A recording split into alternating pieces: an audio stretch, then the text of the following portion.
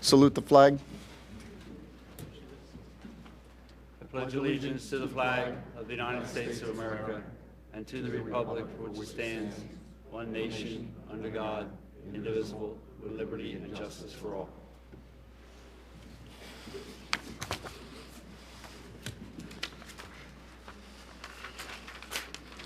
A couple quick announcements before we get started.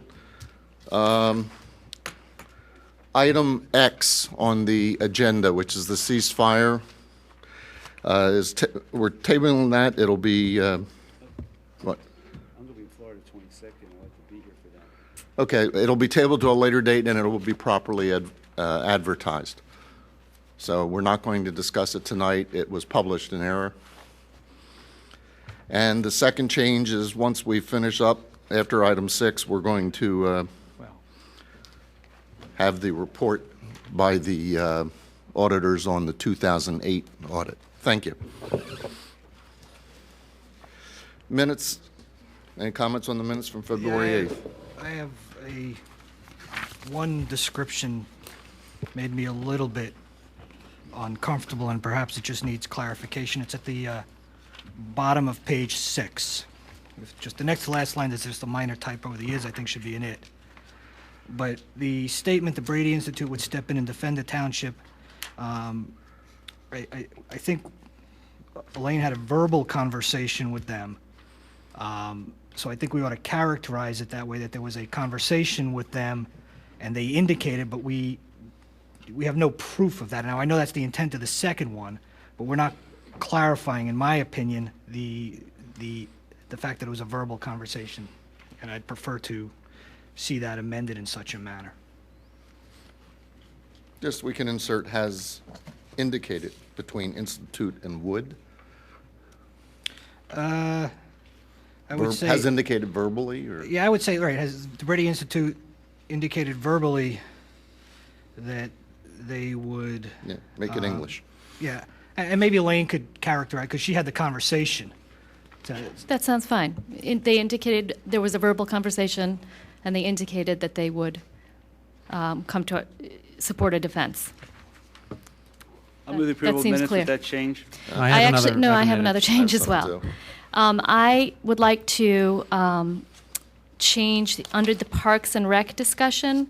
I had made a disclosure and a statement, a disclosure of my past relationship with the Radnor Conservancy, and a statement that I had received an opinion from the State Ethics Board and the municipal solicitor, and I just wanted to see if we could have the minutes reflect that disclosure and statement. Yeah, and I need the same thing added for me. I'll move the approval with that change. One other change. I have another change, too. Go. Appointment to Citizens Budget and Finance Advisory Committee. It should say 6-0 instead of 6-1. I don't know if somebody did. Is that what you said, Kevin, or was there? Okay, so this is under appointment to Citizens Budget and Finance Advisory Committee. Oh, Okay. yeah, you voted against it, Don, I because... abstained, so it's just Oh, a you math error. abstained. It's just a Okay, it's an typo. abstention, not a Yes. against. Yeah, Yes. 6-0 and 1. Top of page 3, under the appointment of the Garrett Hill Implementation Committee, it says that Commissioner Nagel would like to see a member of the Board of Commissioners on the Garrett Hill Implementation Committee. I don't believe that's what you said. No, what I said is I would like to see someone from the Garrett Hill Implementation Committee be a member of the CPIC. Move the Right. approval with those changes. Second. Moved and seconded. All in favor? Aye.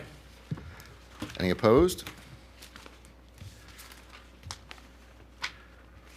Notice of executive session. We had an executive session, a lengthy executive session tonight before this meeting. We discussed personnel matters. We interviewed folks who have put in for our various boards, and we discussed ongoing litigation with regard to the previous township manager. Next, we have, Bill, do we want to do the budget now or do it after 6? After item 6? Number 4, mainline school night. Yeah. He's here for a quick presentation. Well, I was going to say we'll do the mainline school night, and then we'll do, Yes. Okay. That'd be my Departmental recommendation. reports will take a second. yeah. Okay, mainline school night. Who's here to enlighten us?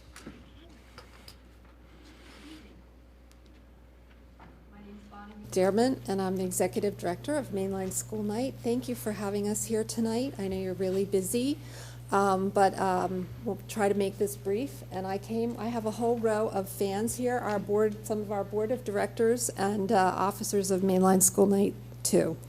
And the main reason that we're here tonight is that we want to let you all know how grateful that we are inhabiting the Kritzberg Center over on Gulf Creek Road. And I just want to talk to you about the mutually beneficial relationship that we have with the township and that we've had for many years. So we thought the best way to do that would be to have a quick tour. I gave you some handouts. They don't necessarily follow the presentation, but they're the highlights of the presentation.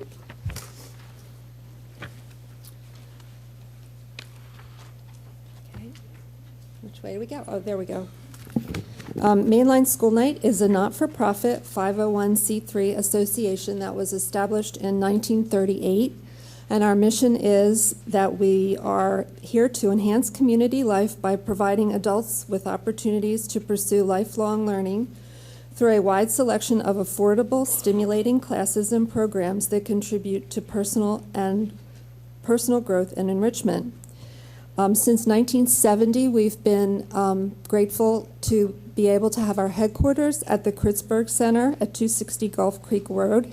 It's our administrative headquarters, and it's also the site of all of our daytime classes. This is a view, just our first snowstorm of the season coming up the hill. It's really a beautiful old mansion. And this is the front, and this is our founder, Harry Kritzberg, who was a Radnor resident, and back in 1938 he got together with some community citizens, and he was finding a way to get citizens involved in the high school at that time, and so he decided to start an adult education program. Radnor really should be very, this community was a pioneer in the lifelong learning movement. So in 1938, we opened our doors at the Radnor High School. We had 11 classes, and we had 350 students, and the price of a class was $1.50. We continued to grow by leaps and bounds, and by 1970, we really needed a place for offices, and Radnor Township had just purchased this 30-acre estate from Judge John N.S. Clark, and they rented it to us for $1 a year, and that agreement has been in effect ever since, with some other financial arrangements, as you'll see later. Whoops, I'm going the wrong way. This is the dog park, the Hartford Dog Park. During the snowstorm, we share the park with the dogs. They come into our classes. They sometimes crash our parties, and their owners come in and use our facilities all the time. And incidentally, we share the responsibility for plowing the road and the parking lots with the township. Whoever gets there first, basically, is the one who does the plowing. So we employ a living caretaker at Kritzberg who has an apartment on the second floor, and he provides 24-hour security and general maintenance, and he cleans inside and out of the building. While the township takes care of the maintenance and the repairs on the outside of the building, School Night has taken the responsibility for taking care of the maintenance on the inside. If you look on handout A, you'll see that over about 3/4 of the way down the page, it says that over the last 4 years, the total of capital improvements, caretaker salary, and general maintenance has ranged from $15,941 in 2006 to $37,711 in 2009. When you add on the insurance that we pay and the utilities, our total expenditures now exceed $50,000 a year, which we're very glad to do, and we take that responsibility. If you look at handout B, you'll see also I put together what I could find from the records, which isn't exhaustive, but since 1993, we've made improvements which total over $68,000. They include remodeling the kitchen, purchasing 3 new oil furnaces, interior painting, carpeting, and renovations to the caretaker's apartment and our administrative offices. So we do have quite a financial commitment to the Kritzberg Center. We really love it. This is a picture of our front porch. In addition to the financial commitment, we do have a commitment to the educational and cultural enrichment of the adults in our community. This is a picture of our hiking club, getting a few hiking tips before going off for the day. Students meet here and form lifetime friendships. We really bring the adults in the community together, and we estimate that about 1/3 of our students are from Radnor Township. We also, of course, have classes at Lower Merion High School, Harriton High School, and Conestoga, and we have over 35 off-site locations in the community. There's our hikers again.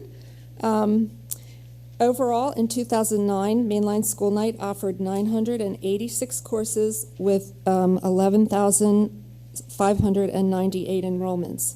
And Kritzberg alone generates 34% of those enrollments, and that's a pretty good feat. We have 4 classrooms there, and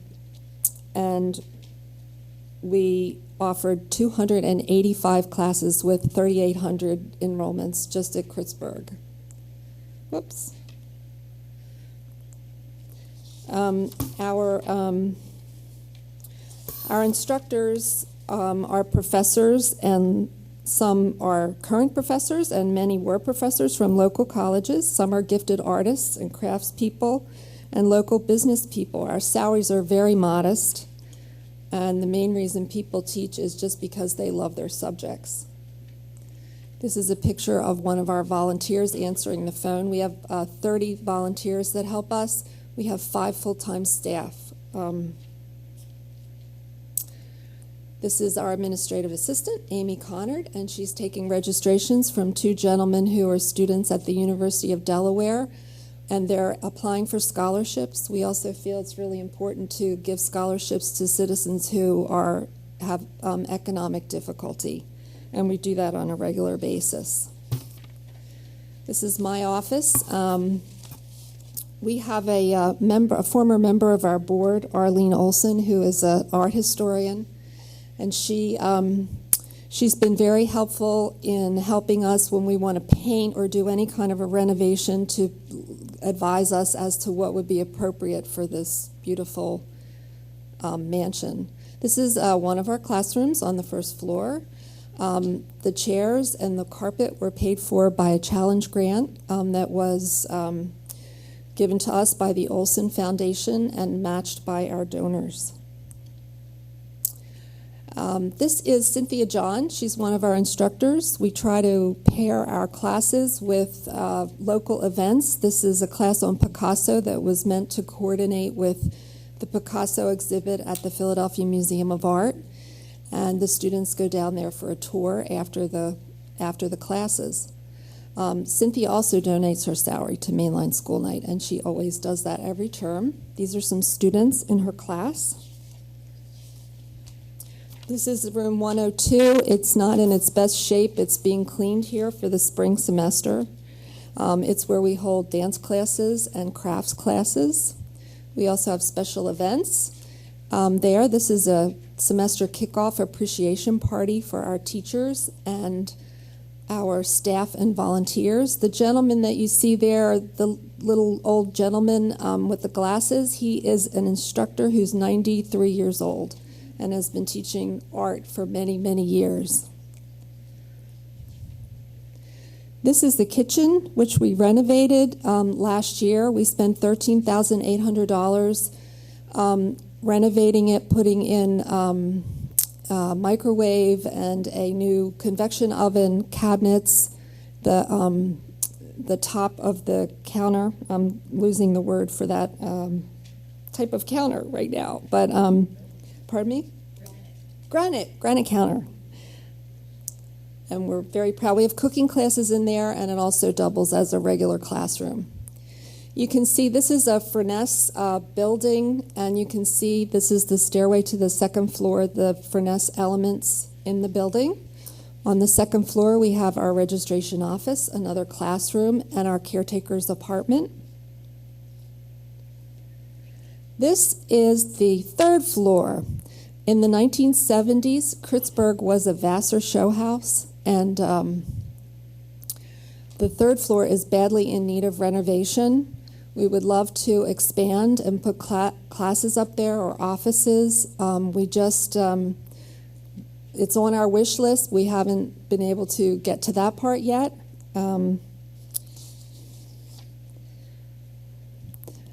Whoops, going the wrong way.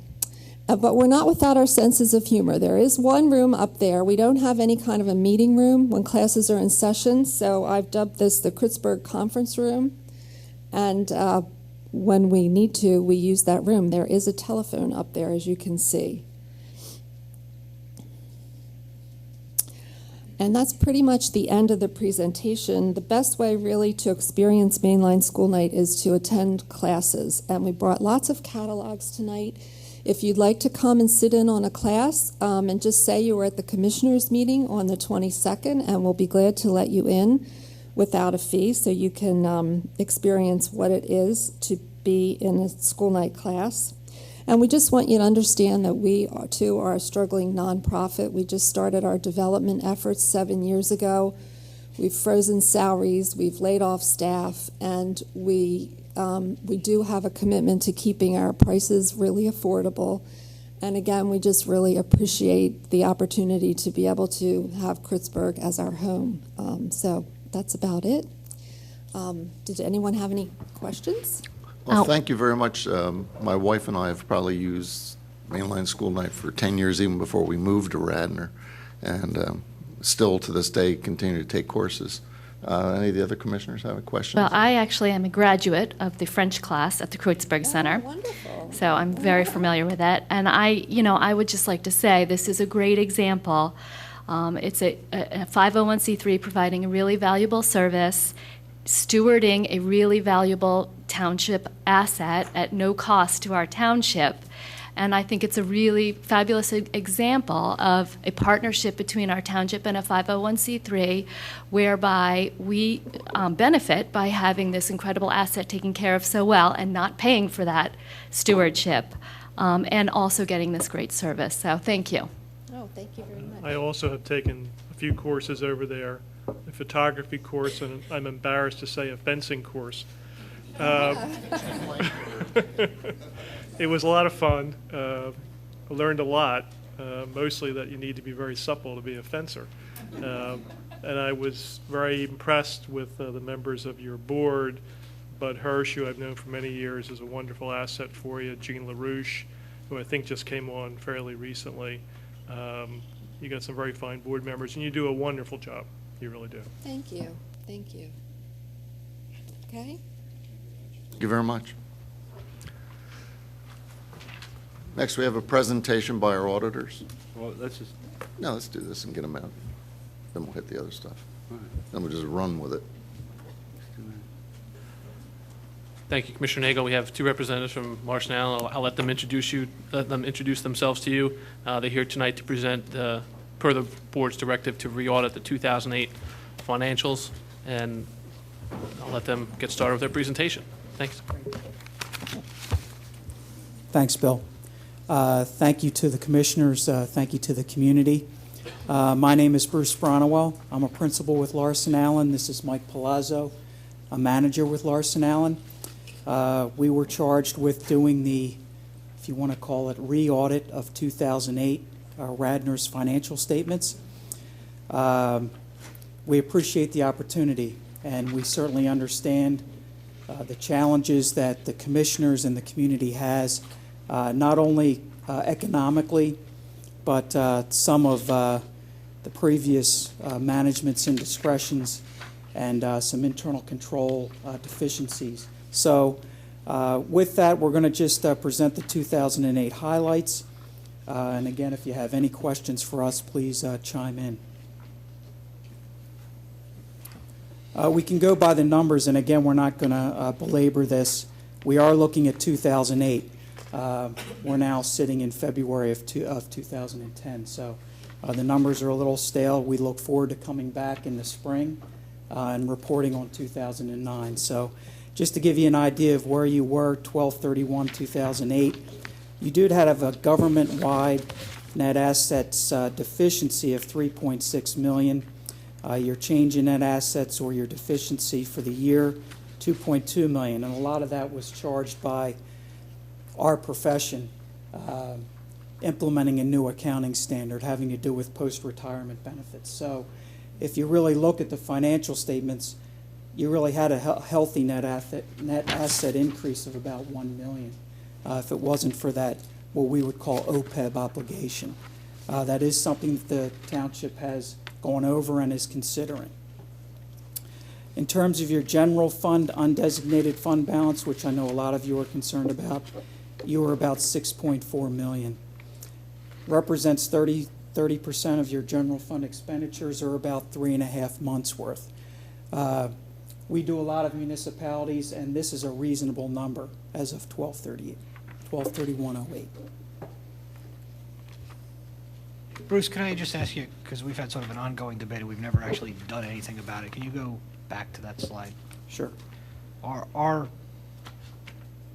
fund balance policy is based on revenues, and I personally have always, once I understood it better, believed it should be based on expenses, and you show it relative to expenses here. What's your position on that? We firm? generally see it as expenditures. Okay. You want to know what you can cover with that fund balance. Our 2008 audit approach. Obviously, this was a little bit of a unique situation, coming in and re-auditing somebody else who hadn't quite finished their financial statement process. But when we come in, we have to obviously talk to the predecessor auditor, feel comfortable that they did a reasonable job in the prior year, and we also use their 2008 information as well. We take a risk-based approach. This has been required for a couple of years now. We've been risk-based since 2001. What that means is we take everything you see listed here, we synthesize it, and we come after the risky areas within the township. So our experience with other municipalities, our review of prior year audit reports, we get together as an engagement team, we do some brainstorming, we do a lot of interviews, we send out questionnaires. All that goes into synthesizing and coming up with an audit plan. Finally, we have to have, per our standards, ongoing communication with you as a Board of Commissioners. We did that at the beginning of the process with a planning meeting. We're going to get together with you now to go over the audit approach, and then we'll do the same thing in 2009. Any questions on that slide? The 2008 audit results. We are ready to render an unqualified opinion on the Radnor Township financial statements. This means that they are free from material misstatement. Also, everything, the financial statements, our management letter, our letter to the board, our governance letter, are all currently in draft form awaiting final approval. And we're hoping to have that happen this week.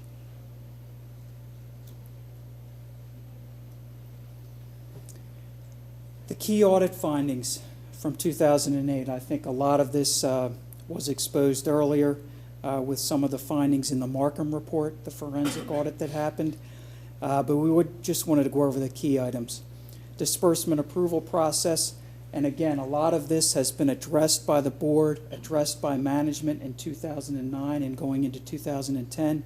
We're reporting on the way it was back then. Disbursement list was given to the Board of Commissioners after checks were cut. Obviously, we want to reverse that, and I believe that's being done now. There were no live signatures on disbursement checks, facsimile only. That has also changed. We're big fans of live signatures. We don't like stamps, we don't like facsimiles. So the more live signatures we get, the better. The payroll approval process. The commissioners were not provided with an annual pay rate. I think that would have helped. The former township manager approved his own timesheets.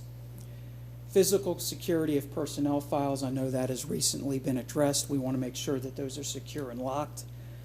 And then unauthorized bonuses. We came across the same situation as Markham did with an unauthorized bonus to the township manager and also to certain employees. The big item here is the need for an updated accounting policies and procedures manual. This should be high on the commissioner's list and on management's list.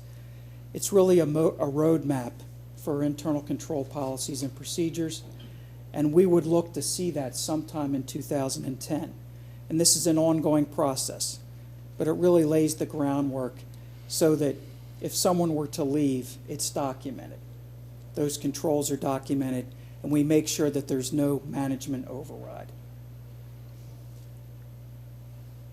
Just, can you go back to that? Is that, and I know Karen and Billy, you guys have worked on it, is that, and I don't know if it's better directed at you or them, is that something we can basically largely take off the shelf, somebody publishes one and we can modify it as needed, or is that something we have to create anew? I do not think it has to be created from scratch. I think there's definitely boilerplate policies out there that you can take and modify for the township.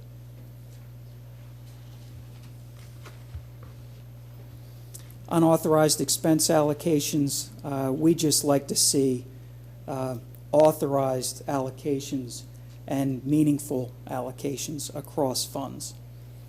The need for an updated whistleblower policy, obviously very important. If a staff member has a problem, they know where to go. The need for a conflict of interest policy. In today's environment, very important. We understand the Board of Commissioners does sign a form of conflict of interest policy on an annual basis. We want to see that brought down to key employees. And then a vendor list shared with the Treasurer and the Board of Commissioners. The need for an audit committee charged with hiring the auditors, being responsible for at least understanding the internal controls in place and working with management on risky areas. Credit card reimbursement and expense reimbursement.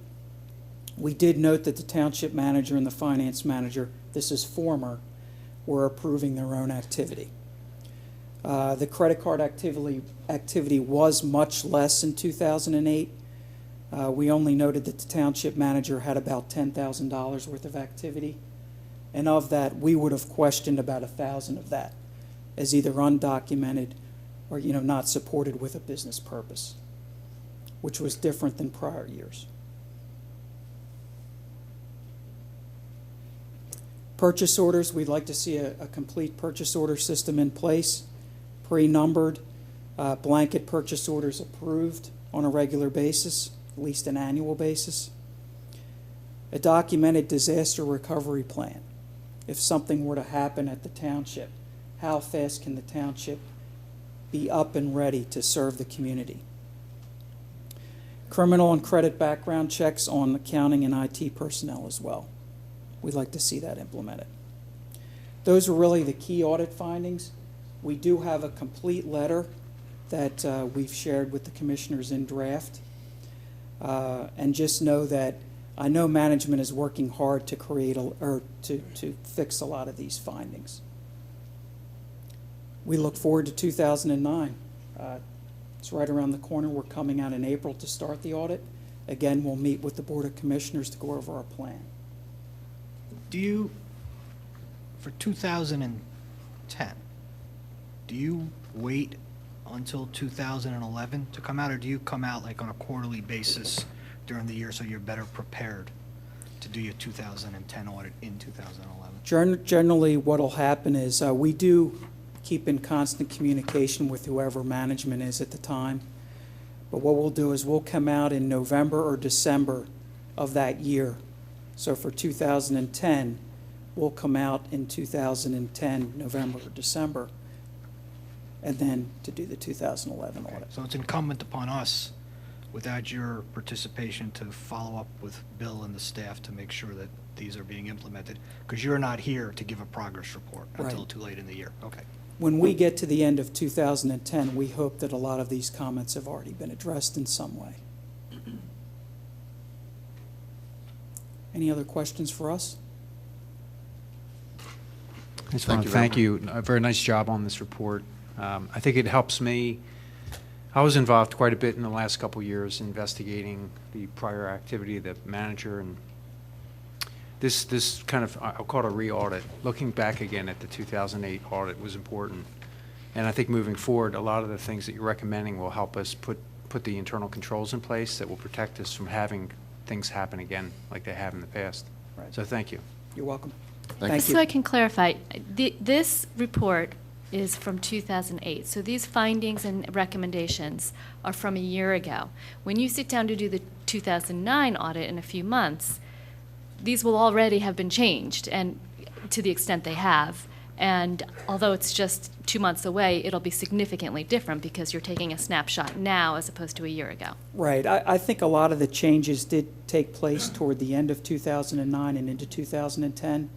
But if some of these were in place, say from January through November, we're going to have to report on them again. And then we'll give the progress as how we're handling those. Thank you. Thanks a lot. Departmental reports. I move they be approved. I just have one correction. I saw in the police report, Officer Lunger on 112 had 1 hour, he had 65 citations. That was pretty good. So I guess that's a misprint, and that'll be corrected. So I'll move the approval, move the acceptance of the reports. Second. I'd like to just ask, in the community development report, there were quite a few permits, and I haven't been on this board long enough to know if it was out of the ordinary, but it seemed like more than we've seen lately. So I wanted to ask Matt Bauman, you've been doing this a long time. Do you feel, and also Dan Malloy, I think it was about 40 or 45 permits in the last month.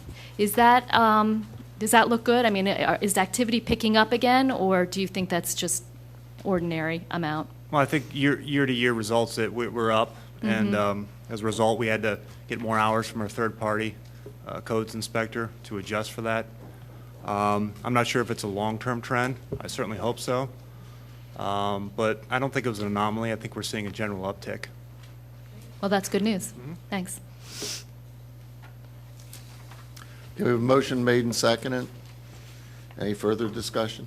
Any public discussion? All in favor? Aye. All opposed? Any abstentions? Okay, thank you. Committee reports. Don't believe we have any, do we? Community development. Community development. Yes, items A through J is the adoption of a handful of ordinances associated with township codes. Matt, would you explain the purpose of this for us? Yes, these are part of the International Code Council's 3-year amendments that the township is required to update because we are what's called an opt-in municipality. With the exception of the National Fire Protection Association update, the UCC no longer regulates the fire code, so we adopted we're going to adopt the NFPA 2009 code. It's your recommendation that we adopt these? Correct. Move the adoption. Second. Excuse me, John Rice, do we have to do these one at a time? Or can we do them as a group? Well, they've been advertised separately. I think you can do them all in one motion, but I would just read into the minutes each of the ordinances. They've all been advertised for tonight. Okay, Don, would you do that? I move the adoption of ordinance 2010-05, 2010-06, 2010-07, 2010-08, 2010-09, 2010-10, 2010-11, 2010-12, 2010-13, and 2010-14. Second. Move the second, and any questions? Public comment? All in favor? Aye. Opposed? Next item is the resolution 2010-11, appointment of Garrett Hill Implementation Committee. My understanding is that this is to continue the work that the steering committee is doing, but in an implementation capacity. And I do have one question. In item 3, are there any limits to terms, and should we consider putting limits like we do on other boards? So I don't know the answer to that. Does anyone on staff have the answer to that? I guess one of the questions would be, what does the implementation committee have in terms of staggered terms, anything of that nature? Matt, Matt, do you know the current terms of the I believe those are 5-year terms, but I can double check. I'm not sure. I think it's longer than the standard 4. Are they staggered or? Yes, they are. Well, as this resolution is written, this, So we're on in item number 7, Yep. the ad hoc committee shall cease to exist on December 31st, 2013, unless extended by resolution of the board. So we're essentially looking at a 3-year term. And I would imagine that the Board of Commissioners would have to appoint, new members, just as we do with other committees. If any of these members were to resign early. So I don't know if that answers the question of how long the term is, but the entire committee as an ad hoc committee would be 3 years. It's self-limiting, so I think that's satisfactory. Very good. I had a question, I don't know, maybe Rick knows the answer. Did anybody apply for the implementation committee in addition to folks on the steering committee?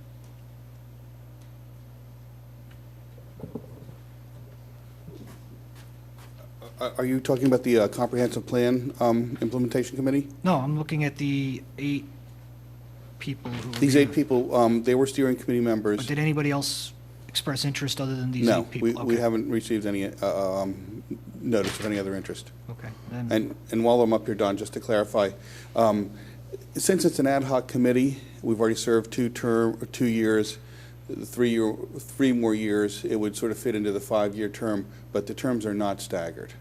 And the thinking was that as an ad hoc committee, this would be appropriate. I think Hank just echoed that. And that, as John said, the natural attrition would help stagger these. But if it did, for some reason, make sense to extend it in 2013, it would make sense at that point in time to put in some sort of mechanism to stagger the terms. Very good.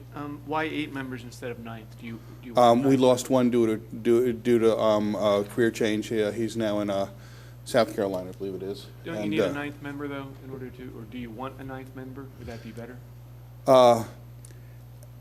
Seeing how the nature of what we're dealing with and is advisory, and again, the idea of making or breaking a tie is not quite as germane. Okay. It wouldn't hurt at all to have a 9th committee member, in my opinion. But Be a tiebreaker. it didn't seem to be as important in the implementation phase. Well, let's change it to 9, just in case somebody wants to apply. I think it's a good idea. Yeah. Yeah, that's fine. And the big thing is it gives you the But, tiebreak. well, actually, There you this resolution doesn't specify how many members. Right. It just says that we're appointing the 8 members. In my opinion, you should specify a number because it's up to the board to replace members as necessary, so you need to know how many should serve. Yeah, I think we should Okay. decide how many. Can we? The Radnor Township Board of Commissioners hereby appoint the don't following walk 8 away, I have a members comment of for the you. Garrett Hills, to the 9-member committee. I just want to point out, there's nothing in here about people taking an oath that says they have to stick with the party line. Okay? There was an oath that steering committee members signed that had to do with the initial appointment and activity of the committee. And those members that chose to sign this oath, I think they consider themselves still bound by it. But the committee itself is a township committee, and as such, again, there's no oath required. There's certainly no oath required in this resolution.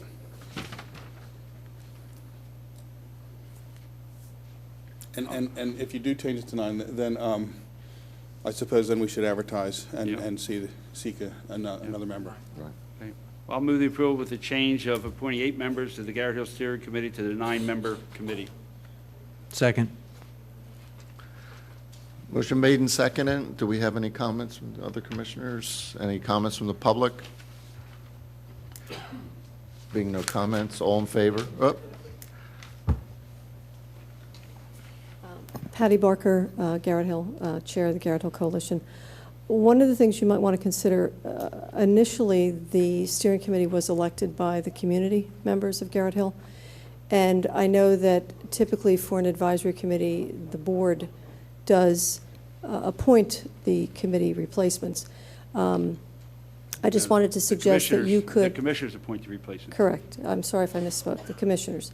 So one of the things I was going to suggest is you might, at that point in time, if we have an opening like the 9th, to ask the community to put forward people who might be interested. Yeah. And we do have an annual community meeting, and that's actually coming up in April. So yearly, we do that, so that would be another way Why would to- you suggest we do that differently than any other process we run, which is we announce an opening and anybody who wants to apply can Yeah, apply? that's what we're doing. Just because I thought I would. Yeah.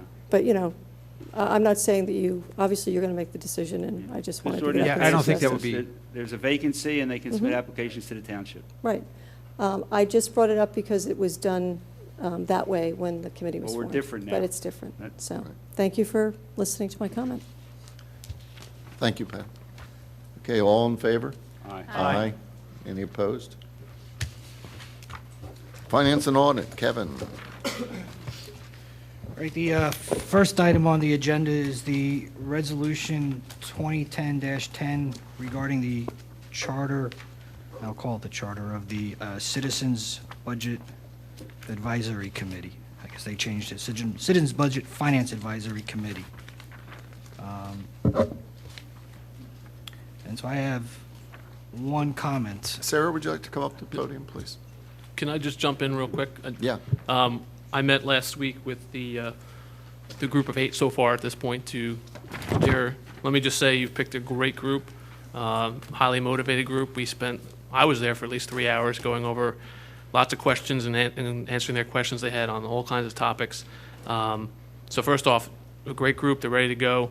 I know this resolution I think is pretty good. Everything, the only thing we had as a group was number 3, and per some discussion with the solicitor of whether that the Sunshine Act would apply to all their activities.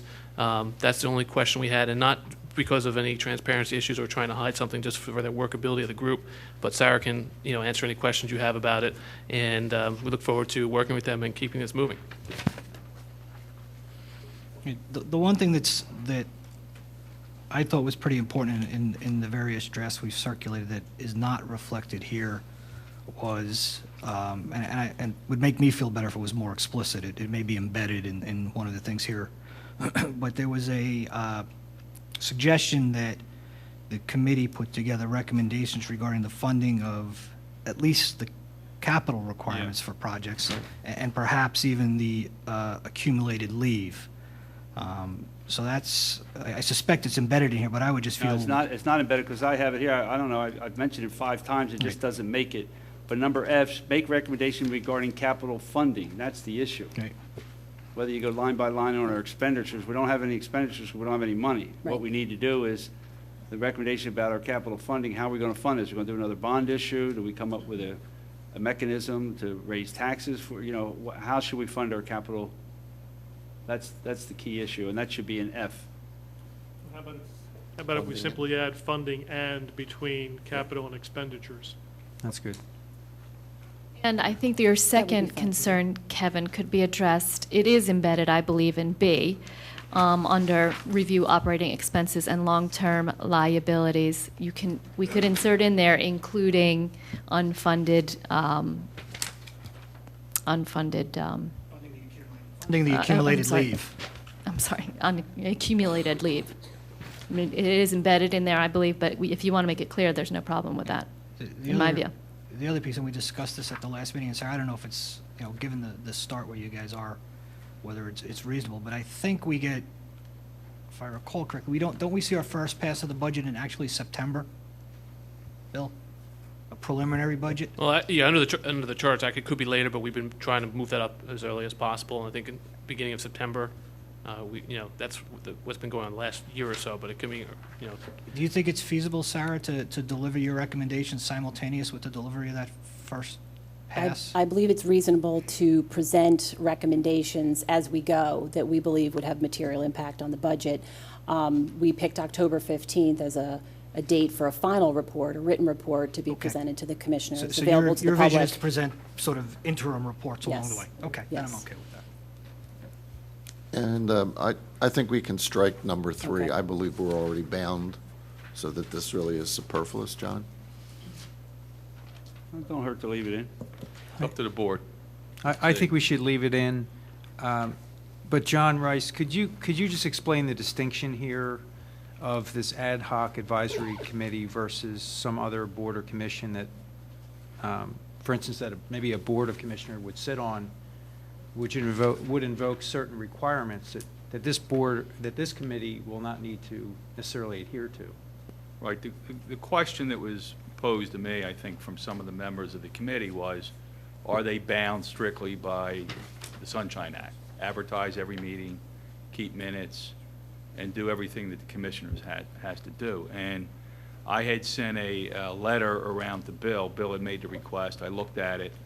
And ad hoc committees, and it's under a couple cases, that one of which is involved the governor, where when you have an ad hoc committee that's making recommendations and there's no statute that gives that group or committee some specific charge, they're not making policy, they're just making recommendations, and there's no members of the governing body sitting on it, then that group's not bound by the Sunshine Act. It's optional. So that's how that number 3 got in there, under the thought that if this board wanted to mandate that, it had to go into the resolution in order to make sure that occurred. But it's not Bill and I have talked about this over the last couple of weeks. It's not something that you have to mandate. You can leave it up to this group to decide, but if you're going to do that, there ought to be some mention, I think, in the resolution. I mean, I understand there's going to be some work sessions of this group, and work sessions where you sit down and you spread things around on the table, or they're a little bit easier to do, and they may be set up on a week-to-week basis. I'm not sure how you get those advertisements in the newspaper.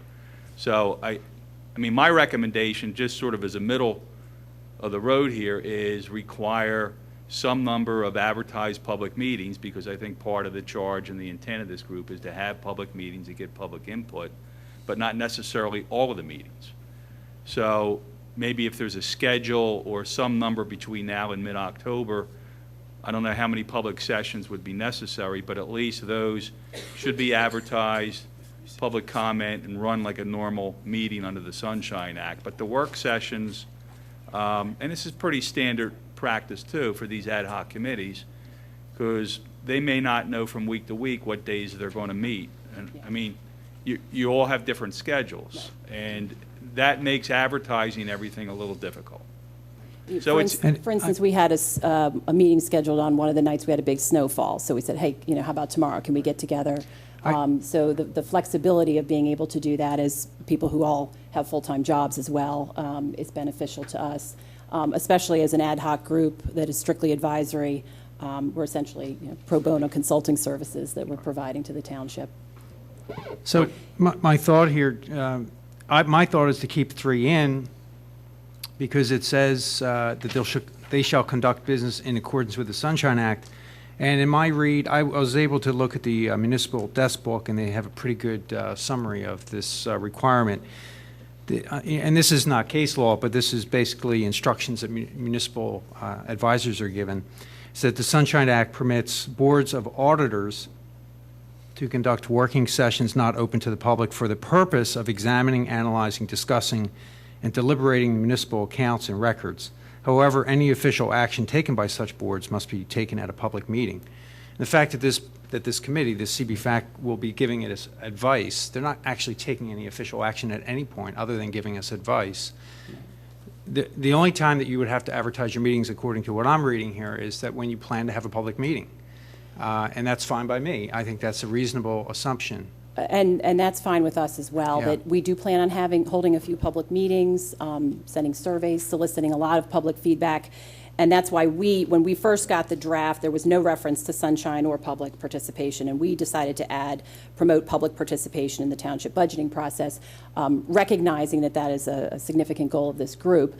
That being said, the other restrictions in the Sunshine Act certainly gave us pause in terms of the flexibility and productivity of the group. So that is certainly our recommendation to take out 3. If we can reference the Sunshine Act in terms of those public meetings we will hold, I think we would be okay with that.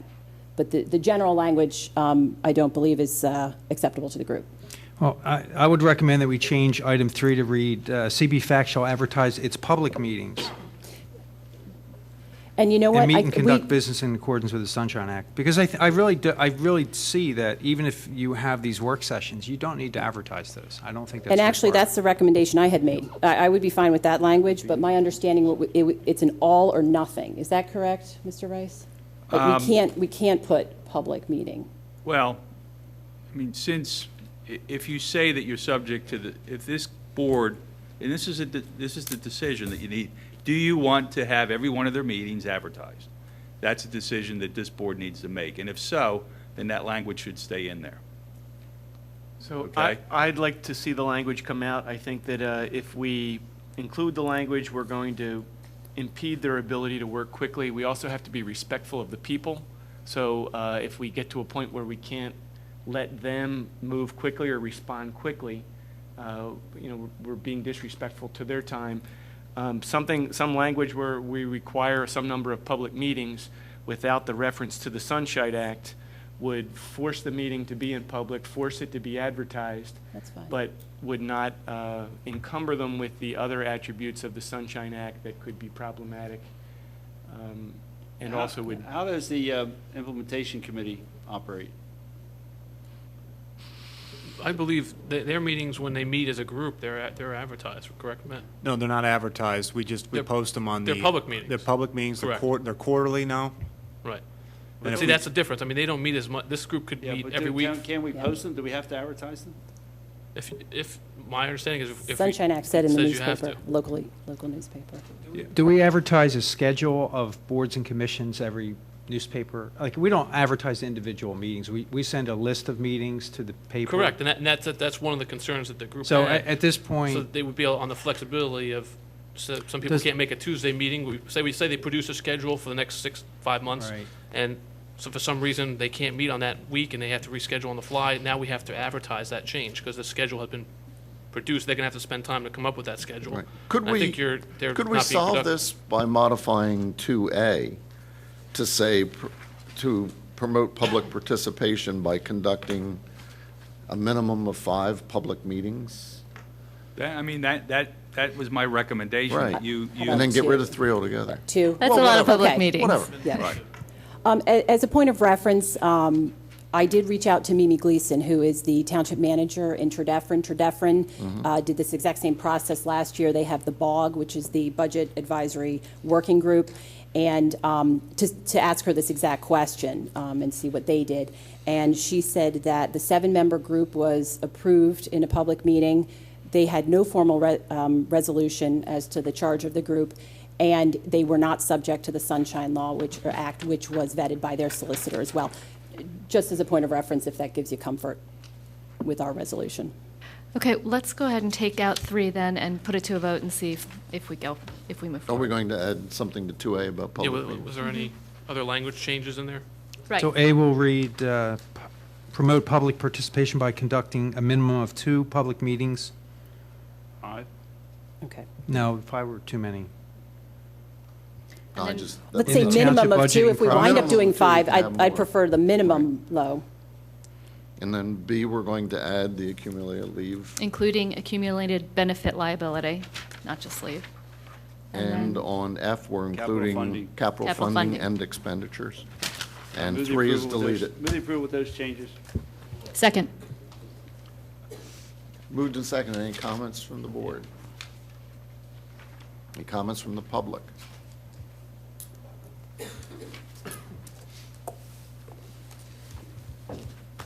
Thank you very much. Thank you. My name is Christina Peroni. I am thrilled that this group has such wonderful people in it and are willing to volunteer.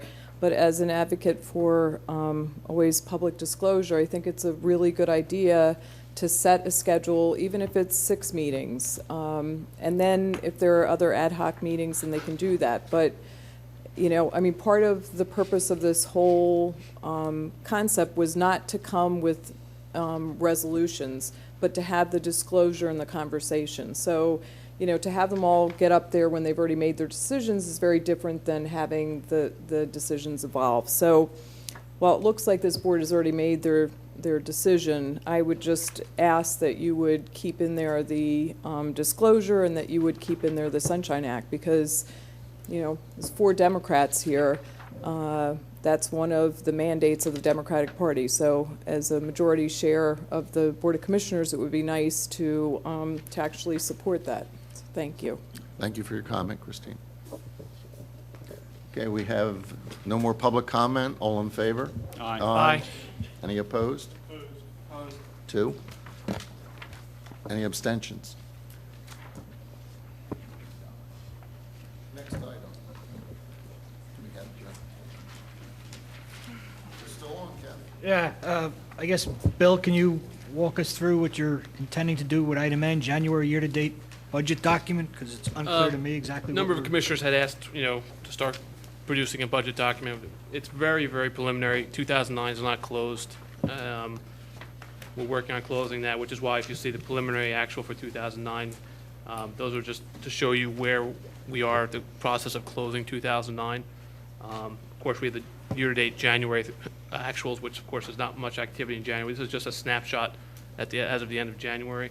Very early. There's not much revenue in this. You know, it's very early, but we want to start producing a document that you would have some information and the public would have information. The one thing I'd like you to work towards, and I asked Amy to do it here, and I know there's a challenge to it, but it's not very useful when I see the month of compared to the annual number.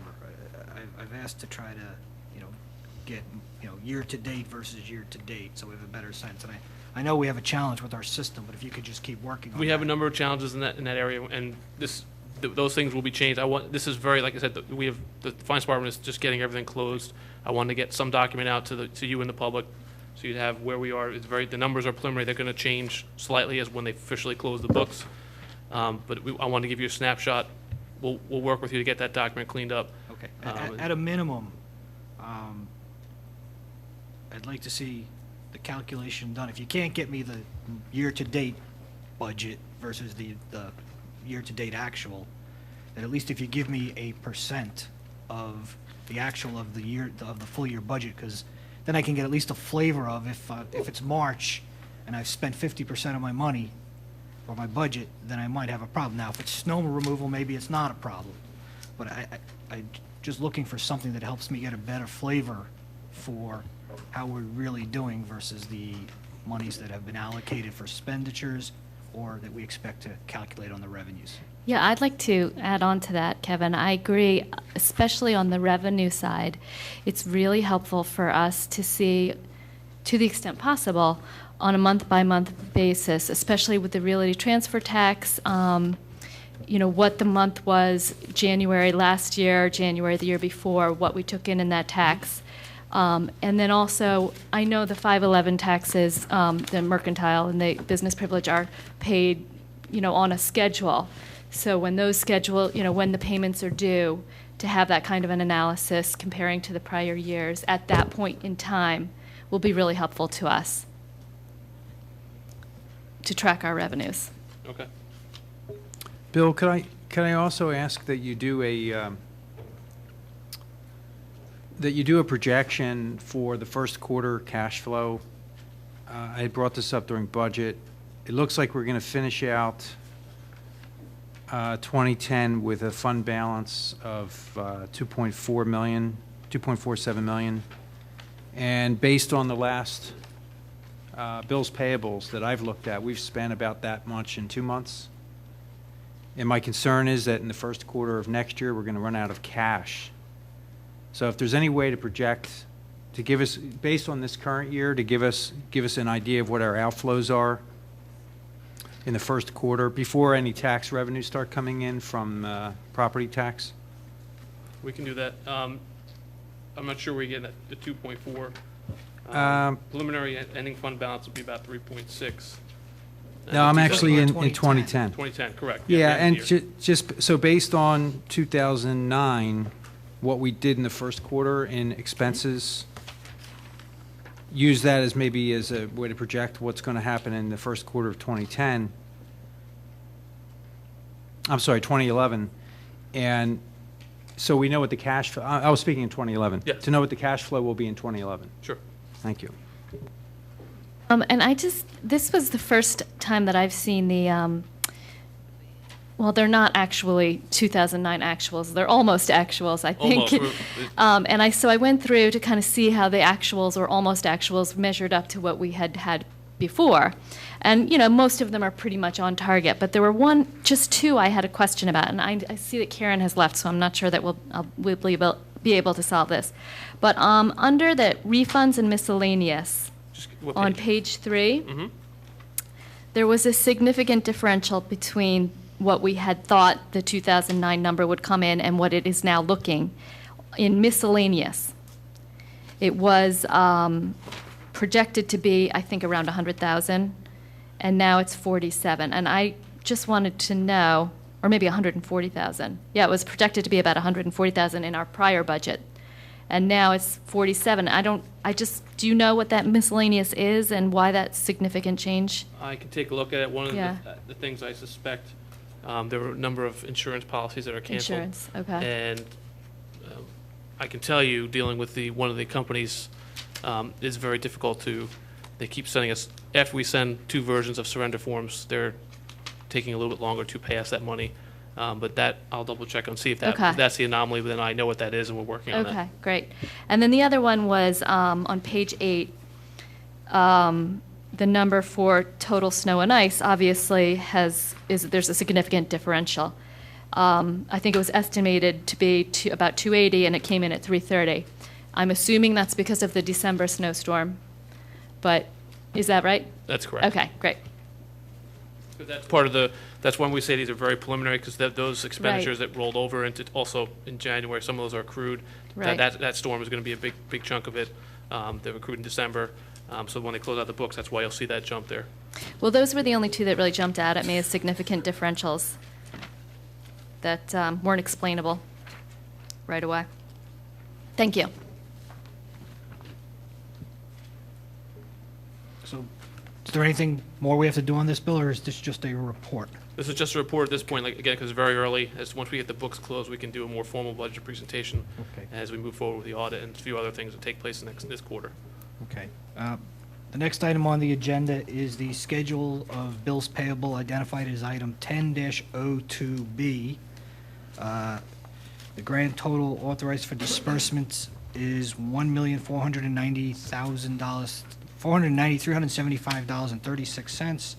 The bills have been approved by the respective department head and verified and processed by the finance department and are within the 2009 and 2010 budgetary limits as opposed by the Board of Commissioners at the December 15, 2008 and December 14, 2009 meetings.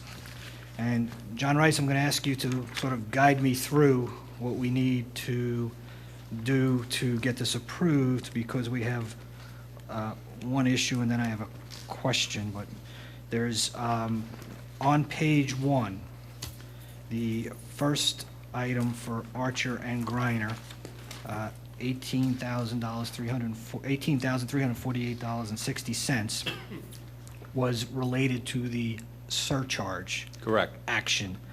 And in a prior meeting, we had authorized, just as a preliminary basis, I guess, or without full understanding, $10,000. Correct. So I guess the way we introduce this is we introduce this set of bills payable with an amendment that says we change or amend the authorization that we had for the surcharge to increase that from $10,000 to $18,350. Well, I don't know, I could put the exact amount, but 348.60. I rounded up. to Right, 350. the what you initially approved to begin the surcharge action was $10,000. That's the actual as of last month. So you can approve that either as part of this total bills list, or you can vote on it separately. I mean, it's up to you, Kevin, how you want to do that. Would it, I guess, But it was just a motion at a meeting. will it be I guess, I'm comfortable either way, as long as it's reflected in the public minutes that the authorization of $10,000 has been increased to. Modified, right. Right. I don't really have a big issue with how we do it, as long as there's some documented evidence that we change that authorization. I think a note in the minutes, it says that that particular line item is being increased based on what the authorization was initially, which was $10,000. Okay. And then it can be voted on as part of this entire bills list. Okay, so then I move the introduction of this, and I do have one question, but I'll let others go first if they have questions. Well, let's deal with this separately. I'll move the approval of the $18,348.60. The authorization was for a limit of $10,000. The limit was over $348.60. We've discussed this, and I'm going to move for the approval of the $18,348.60 for legal expenses. For the I'll surcharge. second it, and I want to discuss that.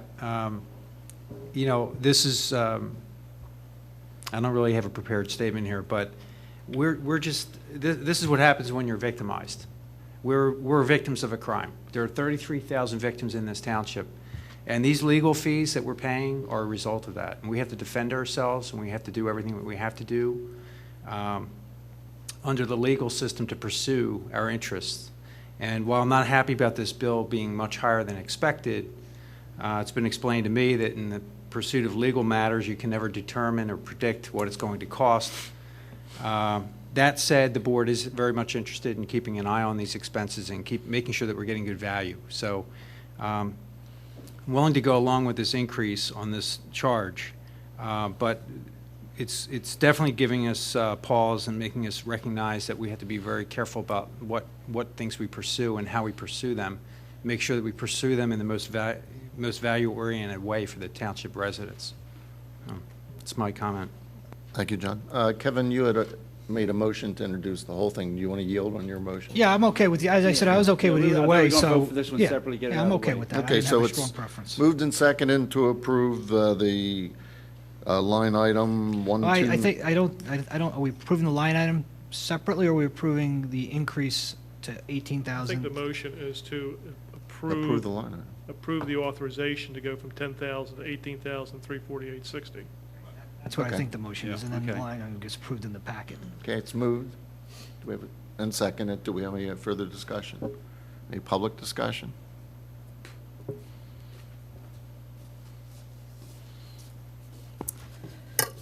Thank you. Again, Christina Peroni. I have one of the Archer reports. This is the law firm that did this compensation report. And I have two particular issues with it. One is, since it was authorized that we were going to spend $10,000, did they notify us when we hit that number and say, hey, you hit the number, guys? Or did they just keep kind of racking up the bills and not let us know? Well, let me try to respond to that, Christine. This charge is for the surcharge action, not for that report. Oh, it's not this one. So Okay. when the board made the decision to fund the surcharge action being brought by the treasurer, the initial authorization was $10,000. So this is just a change from the 10 to Okay. the 18. Has nothing to do with This report. with that. Yeah, I Okay. assume that's been paid for already at this point. Okay, but my question remains out there. Do they notify us? Because there's nothing worse than when you hire somebody and they say, I think it's going to cost X, and you put in your budget X, and then all of a sudden it comes in 2X. So do they notify us at some point, or do they think it's just an open checkbook? Because we've paid Neil Morris hundreds of thousands of dollars. So it would be nice for him and his firm to not think he's got an open checkbook. So I guess I just asked The quick answer is, question. from this point on, any professional services that we engage firms with, will be subject to statements of work and more binding relationships that can allow us to negotiate costs and discuss costs. Great. Yeah. So going forward, they know that this is it, and they have to let us know when I mean, it sounds like this $18,000 bill is done. Are they done with their work for us, or no? No. No, this is No. the beginning of that process, and It's a surcharge process which the treasurer initiated, and we have to fund it. We've agreed to fund it. Okay. So it's an ongoing thing, and we'll be continually discussing it. You know, you want us to go out and spend all kind of legal services and recover all the money and do everything we can. And the discussion we continue to have when we discuss these legal matters is there comes a point where you're spending so much money, is it really worth doing it just to get the pound of flesh? And so we're continually looking at that because, you know, we spent $400,000 last year in legal services. We're going to spend $600,000 this year. What's our return? I mean, it's a question that we're always asking ourselves. So it's easy to stand up and say, go get them, go get the building thing, spend $300,000 on the building thing, for instance, whatever you want to do. But we have to make a decision on behalf of the taxpayers whether it's really worth it to do that. And so we're doing it now, but we're constantly concerned about our legal costs. Right, and I appreciate that. I guess what I would like to see is if we could have some agreement with Neil Morris that at X dollars that we know that they're moving on to that next level, because it's, you know, it's worth just keeping them in check. They shouldn't feel like they've got an open checkbook. But I do believe that we have a right to know. Certainly, you know, we have all been violated. So you're right. It's a tough call. But I just like them to know that it's not Well, the problem open-ended. is As John Fisher mentioned, we're putting in place new practices because the practices of the past are not sufficient. These are things that have been identified. Great. So we are changing that. Good. Yes. There's a point very well taken, Christina, and Thank you. we're taking it very seriously, and you know, no one's pleased about paying these bills. When you get through the bill and you go through it line by line, they're all legitimate. I mean, we decided to do this surcharge, and they're Right. all legitimate charges, but it's expensive. Right. And but it's a point well taken that we have to be ahead of it as opposed to paying it looking back. Thank you. Okay, we have a motion made and seconded. All in favor? Aye. Aye. Aye. Any opposed? Okay, All right, Kevin? so we're back to introducing the, Moving the approval. I do have a question on one item, and it's for Tom Blumstrom. And Tom, I don't know if this ever got addressed. It's on page 9, and it's not really related specifically to this item. But when this first came up in, I don't remember, it was October, November, it's the 85 Sports. I had spoken to John Granger because if I recall correctly, you told me that this is us paying a vendor to manage parties and events, specific parties and events at Sulpizio. And I suggested to John that, you know, that we have an overhead cost and administrative cost for processing these payments. And why are we in the middle of a relationship between the person who hires the space and the person who conducts the activity? And John said he was going to take that up with you. I don't know if he did or did not. And if he did not, can you help me understand why we should be in the middle of that relationship? And why don't you just tell the people who rent the space, this is our preferred vendor, go cut him a check directly? The township takes in a fee above and beyond that for them to have the party person there, which we need there for the event. Then they work for us So the at the event. They run the event for us. I understand, but is there a space rental fee in addition to this? Yes, there is. And the person who's running the event, does the person who rented the space, are they paying us $350 and we're passing $270 to 85 Sports? Is that how it works? It's more than that. It's I don't have the exact figures. Yes. So we actually are making a.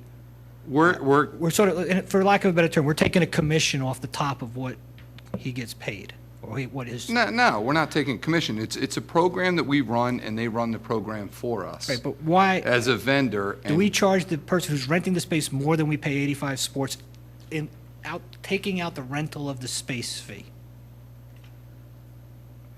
The rental of the space comes to us. We pay 85 Sports for the service that they provide running the birthday party. So there's one fee the renter pays to us, and that's to cover the space? That's correct. The space and the person who runs the party. Okay. And how do we know then that We had 3 birthday parties. How much do they pay for each party? I don't have that fee schedule in front of me right now, I'm sorry. But it's significantly more than the $90. Yeah, but we have the cost of the overhead of the building. Correct. And the space. So what I'm trying to understand is what's the value to us of being in the middle of this relationship versus telling the person who rents the space, just go hire 85 Sports? Because you have to cut a PO, we have to issue a 1099 to this guy at the end of the year, and there's all sorts of things in bookkeeping and Well, 85 Sports works for us and serves as a liaison with the facility, control of the facility, making sure that the facility is clean and set up for the event and then broken down afterwards. So there's a control element and that is very important to us with the facility as an asset for the township. We started letting people hire their own event coordinators, we wouldn't have any control over them, because they don't come back all the time. That's correct. And they may not clean up after themselves, and Or we get into all report kinds a of problems, problem, right? or handle Yeah. a problem, or what have you. Right. But what I'd suggest, Tom, for the next meeting, if you could bring in a detail of what a typical event costs, the person that hires us, how much is the gym and overhead, and how much goes to, I mean, that's what you really want to see, isn't it? I wanna make sure it's worth our I'll while put to the be in the birthday middle of party application in everybody's packet, and you'll have Thank all you. that information. Thanks. I just have one comment, this is not a question, about in the finance disbursements, we're paying our first bill to Larson Allen. What page you on? The Two, bottom? on the very top. We're paying $25,000 to Larson Allen for their progress bill. And I just wanted to point out that in our budget for auditing, in the finance budget, we have for the whole year 34.5. And this, we'll be paying for the 2009 audit in this year as well. So we're going to be significantly over budget in that field, so. Do we know that yet? Did we get a quote, Bill Martin, did we get a quote on what the 2009 audit would cost? I wasn't involved in that. I could find out for you from Karen. Yeah, we I do. guess that's what Yeah, we. However, we got I- a 3-year proposal. Yeah. Yes, and however. Yeah, I just don't recall. What you're paying for really is the 2008 re-audit, which was not budgeted. That was a separate item that the board wanted to do at a separate time. Right. Is that on a separate line in our budget, or it's not in the budget? Right. I'll check Right. with Karen, Yeah. because I wasn't involved in how they put that together, but my understanding was the board made a separate decision Right, right. to go back and re-audit 2008, And we which did was that not this- part of the We budget. did that this year. Right, right.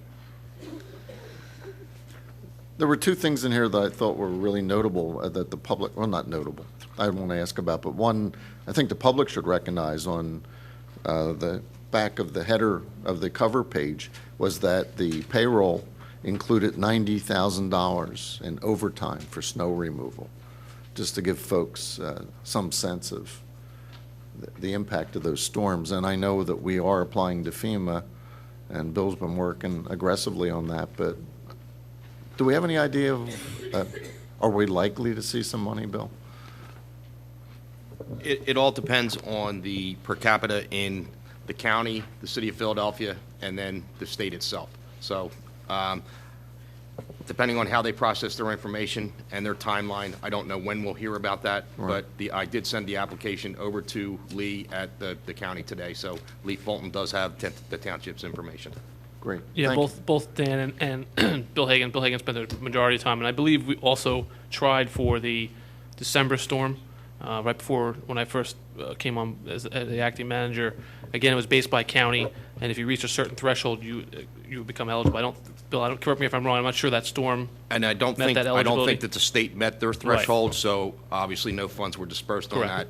on that. There's a push to get more people involved in the counties. There's certain criteria that had to be met. It had to be a exorbitant amount of snow. So This certainly qualified for that. I would say we did, and a lot of other counties. Thank you, Bill. The next question I have, page 8, under rec programs for Tom. There's a donation that says Hoops from Heart, and it says it's a donation. I was just curious about the appropriateness of the township making donations. Is that? That's a program that we run with Cabrini College that we've done for multiple years now, where Cabrini College and their basketball program runs the basketball clinic that day, and we take in registrations, give them a list, and then we collect money per participant. We collected $325, and we sent a check for the difference, which was $16.25, and it goes to the Community Action Agency of Delaware County, which helps less fortunate individuals within the county. Okay, did I want to make sure I understand. We collected $325 and we dispersed $16.25? No, that's not correct. Okay. We collected $1,950, I believe. I don't have that number in front of me, but I'm pretty certain it was $325 was the total number we took in above that. So it was $1,950 the township took in, and we paid out $16.25, which goes directly to charity via Cabrini. So the township basically taking in the registrations, handing a list over, we took in $325. Where did the 1950 come from? The $1,950 was the total amount for registrations. Okay. Well, what was the extra 325? I don't understand. I said in order for us to participate, we were going to need to collect a per head charge for every participant in the program versus us doing it gratis. Okay. And our amount that we took in. So they took in 1950, we took in 325? No. The total amount that was registered for Radnor residents was $1,950. We collected $325. We kept $325 and sent a check for $16.25 to Cabrini. So basically, it's our overhead and whatever charges. So we netted $325 plus and the difference between 1950 and 1625. and we're yeah. part of raising That is the thousands of difference. All dollars. right, for we're not charity. making a donation. Yes. Right. Okay, thank you. Yeah, we probably should change the nomenclature for that, Bill. Okay, so any more questions? We've had it moved and seconded. Any public questions? All in favor? Aye. Aye. Any opposed? All right, we have one item under library, and I think George Strimmel is here with a few folks, Bruce Wilson, I see Susan out there, to come up and make a presentation regarding an application for funding to support a enhanced library and a senior center and Studio 21. Did I hit them all? Thank you very much. I'm George Strimmel. I stand before you. Yes? Okay. Good to see you. I'm not used to this television stuff. I'm new at this sort of thing. Anyway, I'm George Strimmel, and I stand before you to tell you about a project, a community project that we have presented for funding from the federal government in the hope that we might get it. We realize that our chances are somewhere around the 5% level, but we thought we would try it anyway. Basically, there are two documents. One is this community development proposal, which is encompassed in a document that is available to everyone. It's been online, and there are copies to the back of the room. I stand before you as the current president of the Radnor Memorial Library. I'm also involved, obviously, with Radnor Studio 21, and not here tonight, but also joining in this has been our senior center. Here are the executive directors of both of those operations, both of the senior center and of the library, to answer any questions that the public might have. What we are simply seeking, straightforward here, is endorsement of the application we have made. There is no further commitments, nothing else. It is an idea, a dream, a philosophic statement, if you will, a sort of ought statement where ought we to go?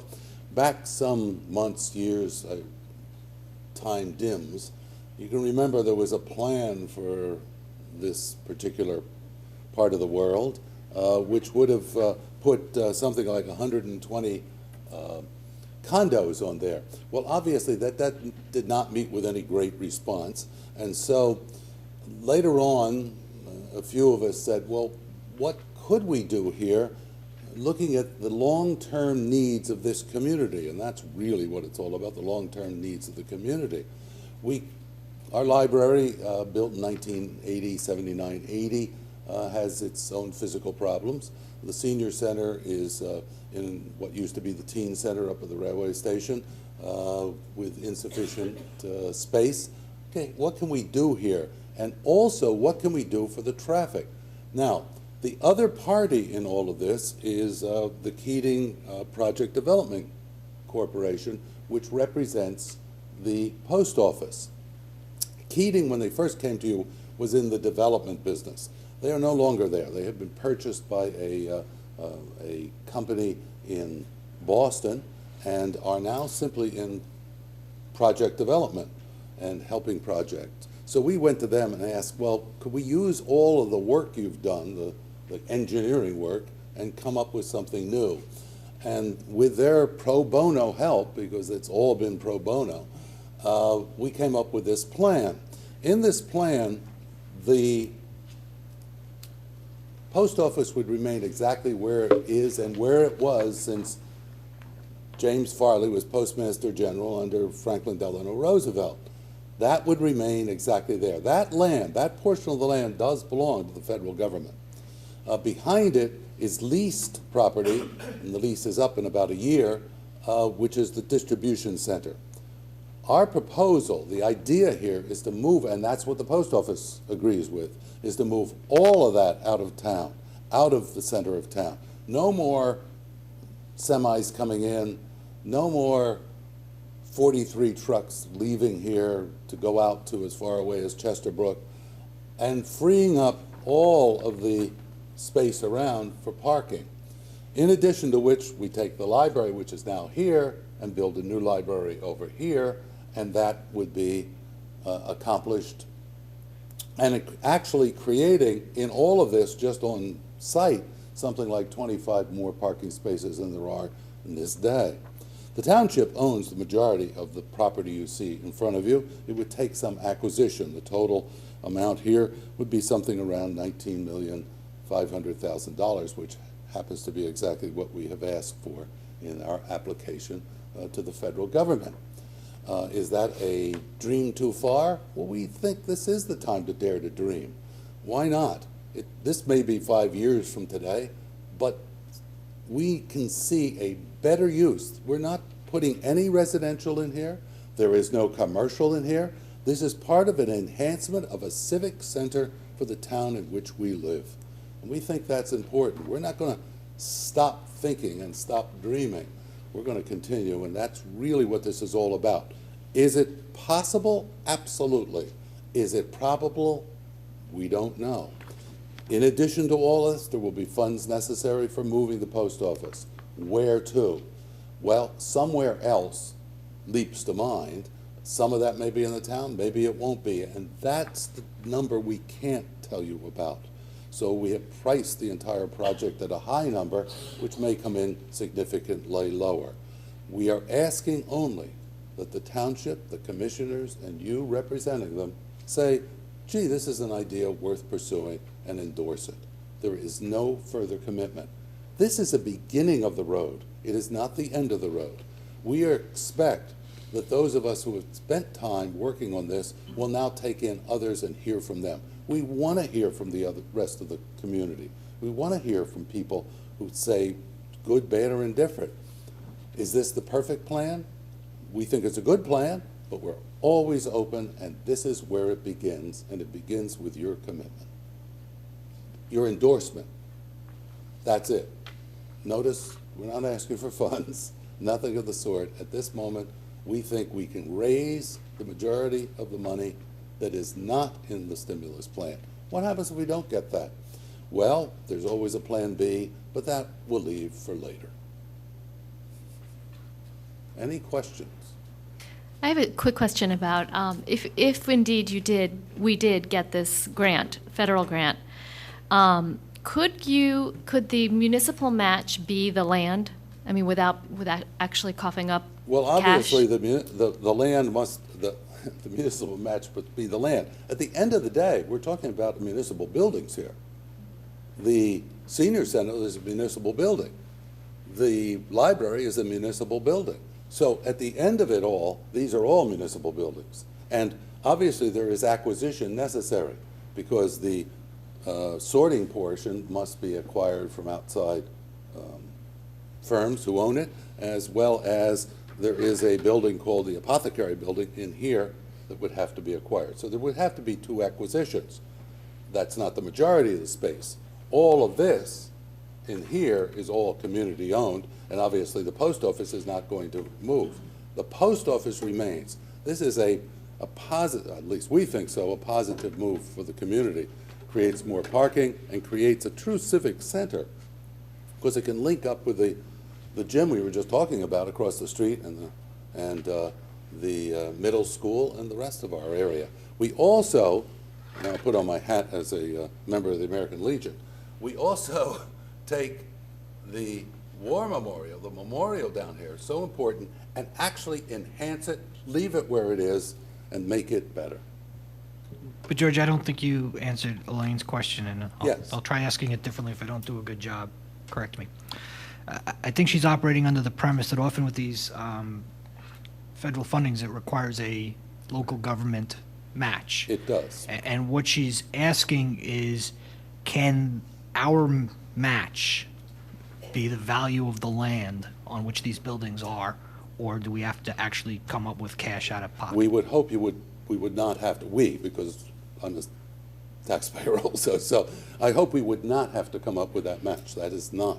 The match could well be the land. And That was not considered, nor has it been valued, so I don't know a number there. And I'd have to take a look at the earmark. I think the language usually says It's 25%. a local match, not necessarily municipal match, so we could secure funding through other entities and grants, it's just a local match. They do want a local match, but to say it's just a municipal match may not be accurate. But I could check into that for you. A gift in kind. To follow up on your question, does the local match have to be cash, or can? Not necessarily. Okay, so it could be. It's value of the project. Okay. Good. George, given that, remembering back to the previous events, and this really hasn't received a whole lot of public airtime, tonight we are making no commitment to go forward with the project. You only say that we endorse the application we have made, and we have made this. Right. Because time ran out on Friday. Mhm. So a application has been put forward. That's fully explained in this document. Yeah. No, I just want to make sure the public understands No, we're there not, is no commitment. we're not breaking ground next week. No, I would see this probably being more of a 5-year project, to tell you the truth. But as I said, every road has to start somewhere, and might as well start here today. Any other questions? Well, I think we'd have a more interesting public debate if you got the funding. And then we would have a public debate exactly what we wanted to do here. That's right. And worst case scenario, we could turn the money down. but- Right. That's what I was going to say, Bill. I mean, even if, let's say, assume all things work out and all the moons collide, we get the money. If we don't have the money, we can't come up with a match, it can't go anywhere. So that's the last step in the project. This is just step one, and hopefully, if you like the project in theory, all we're doing is we support the earmark application and wish them luck, and hopefully it'll move forward. Well, we know we need a new library, we need a new senior center, and we don't have the money to do it, so. So, George, I endorse what you're doing, and I thank you for taking the initiative of not only reaching out to Keating, but also taking the time to put this together, articulating and putting an application in. So thank you. But George, when you say it's a 5-year project, you mean it probably wouldn't start for 5 years as opposed to starting 6 months or a year from now and going 5 years, correct? It all depends as the money flows, to tell you the truth. I can't tell you. The first thing, obviously, if any money comes in our direction, there is some already pledged, is the acquisition portion. The post office, who is enthusiastically supports all this, has about another year on the lease of the extension. So that would be step one. acquisition of the whole property to become township property. So So you- I'm just thinking of how long things take. Everything takes longer and unfortunately usually cost a bit more. But my guess is that we're looking at an end about 5 years from today. Would it begin in 6 months? Not what I understand about the federal monies and what have you. Those, we're really talking about 2011 money under any Now, circumstances. with regard to the building directly behind the retail post office facility, is that the footprint right now of the distribution center? Yes. Well, this portion of it is. We would be using the existing building. It's a distribution center, and then you have the other building right there. The apothecary's over Apothecary's there. right there. Okay. And we would build an extension down to And include them. when you talk about acquisition costs, would it be required that we acquire that property in terms of fee simple, or would a lease suffice? Well, you could, I guess, get a land lease or a long-term lease on it. I don't know, I truly don't know the restrictions that We the would, federal we would may have to put on acquire that. both properties. I would think we would I have would to think we acquire. would. Yeah. I just Yeah. I would wanted to think we understand would acquire. acquisition. No thought was given to long-term One of the great lease. things about this is that if we were able to get a large chunk of federal funding, we could probably do a community fundraiser to purchase those properties with donations, tax-free donations to the township. Yes. And just to give you an idea of how long some of these applications take, the township actually still has 2 projects we applied for last year. They didn't pass a transportation bill. Those projects are still alive in committee, but we applied over a year ago. So, I wish us luck on this, but it's a very slow process, and as we know in DC. So, I mean, just because we're applying, and there's a time frame involved. It depends if they move the bill, what bill it gets into, if it gets out of committee, subcommittee. So, for example, that's why we didn't reapply this year. I spoke to Sestac's office. We have 2 applications we applied for last year that are still alive, so we wouldn't resubmit this year. So those are some things to also think about. But it's also great putting this forward to start having a public debate and get public input and let people know that this is a possibility we're funding and we can start, getting input from people and having meetings and talking about this. It's exactly what we want. George, you need a motion from us? Well, you have to endorse it. You need to give us some endorsement. That's all. Just I say move- we endorse I move- this. I move that we endorse this application for funding for stimulus funds for this project. Second. Second. Okay, we have a motion, second. Any more comments from the board? Any public comment on this? Okay, moved and, Should I stay? Nope. I may answer questions. Hi, Baron Gemmer. Thank you for the presentation. Just a couple questions. Is the application for the funds predicated on a particular project, or how tied is it to this particular plan?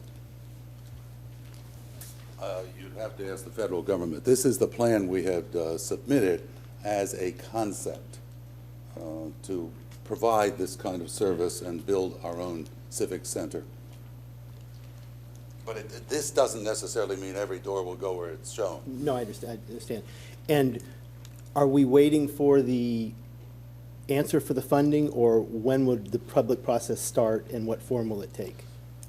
Well, like all good fundraising, we have begun that sort of thing already. No, not the fundraising, the public participation Oh. in looking at the plan. Today.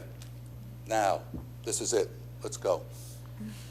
Specifically, are we having public meetings? We ought to. We haven't gotten to Okay. that next step. Okay. We first needed to make sure our township was on board. Because, well, I have to say, from a citizen standpoint who went through the other Keating meeting, which is obviously not well received because of the condos, looking at the agenda, you certainly wouldn't be able to tell anything about this supportive library application to Congressman Sestak, and unless you actually look through the board materials, you'd have no idea this is coming up. And so, while I appreciate the fact that public participation is going to be in the future, I think a lot of people feel blindsided by seeing this coming up right now, regardless of whether it's just a concept and to get the application going. We had to move upon the opportunity. The opportunity closed on the 19th. and Baron, that's specifically why I asked it, were we really committed to this? No, that's fine, but I guess the issue is, okay, it closed on then. How much notice did they have, and when did this whole thing start, when the public could have been involved even earlier on? Yeah. Well, what I'm doing is I'm improving the concept of a new library, new senior center there, and we're going to have many, many public meetings. We get the funding, we need all kind of approvals and all that. So my concept is that we need a new library, we need a new senior center. This is a possibility. Get the funding and continue to have public discussion about it. But we're not approving anything. I understand that. That's fine. That wasn't my question. My question is, how long has this been going on that maybe the public could have been involved sooner, is really what it was. Yeah. Well, probably, it's hard to say, but probably the ideas began to germinate right after the Keating plan failed and came to some fruition last August as we began to get some plans and then began to think about what we're going to do with it. Who are we? We represent basically 3 nonprofits, plus the post office, which is obviously a very large nonprofit. In any case, we just thought of what can we do with this, and that's where it came from. Yeah. It came from the leadership of local public nonprofits in this township. Because, as you know, Keating had focus groups after the failed, I think there was 1 or 2 meetings, and we kept asking about follow-up. Never heard anything, so I'm a bit surprised that something was going on. This did not come from them. Okay, well, that's fine. But they maybe could have notified the focus group that this was going on. Thank you very much. Quite frankly, I was unaware of those focus groups. Okay, thank you. We have a motion made and seconded. All in favor? Aye. Any Thank you opposed? very much, everyone. Thank you, George. That's it for library. I think I'll put this back. John, Personnel Administration?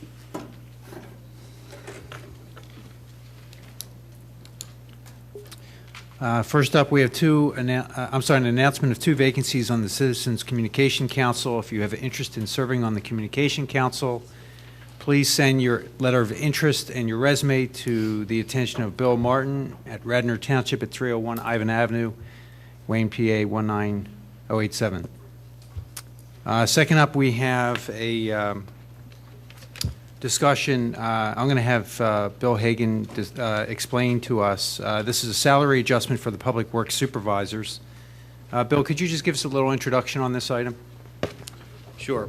If you remember back last March, Neil Morris said that the Public Works Supervisors were receiving overtime, and it did not fall under the FSLA regulations.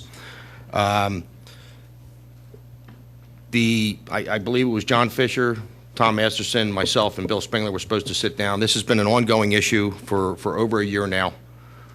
It's been left out in the open. Just recently, we have had discussions. I gave out 3 scenarios on how we could make this work.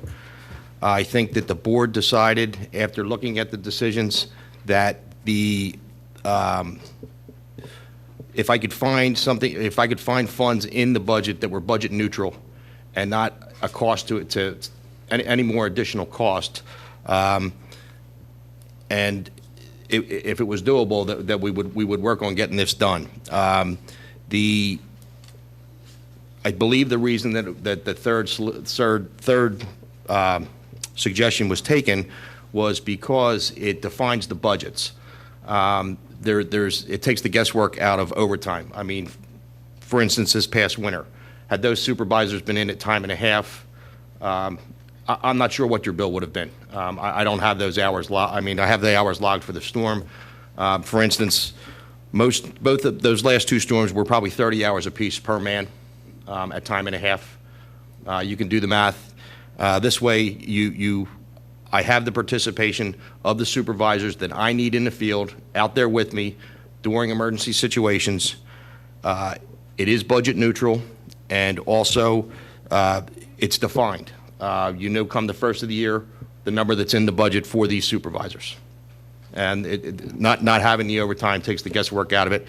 And one of the solutions, one of the suggestions was to go back to giving them overtime. And I believe that there was something that would have been worked out through Neil Morris for reclassifications and what have you.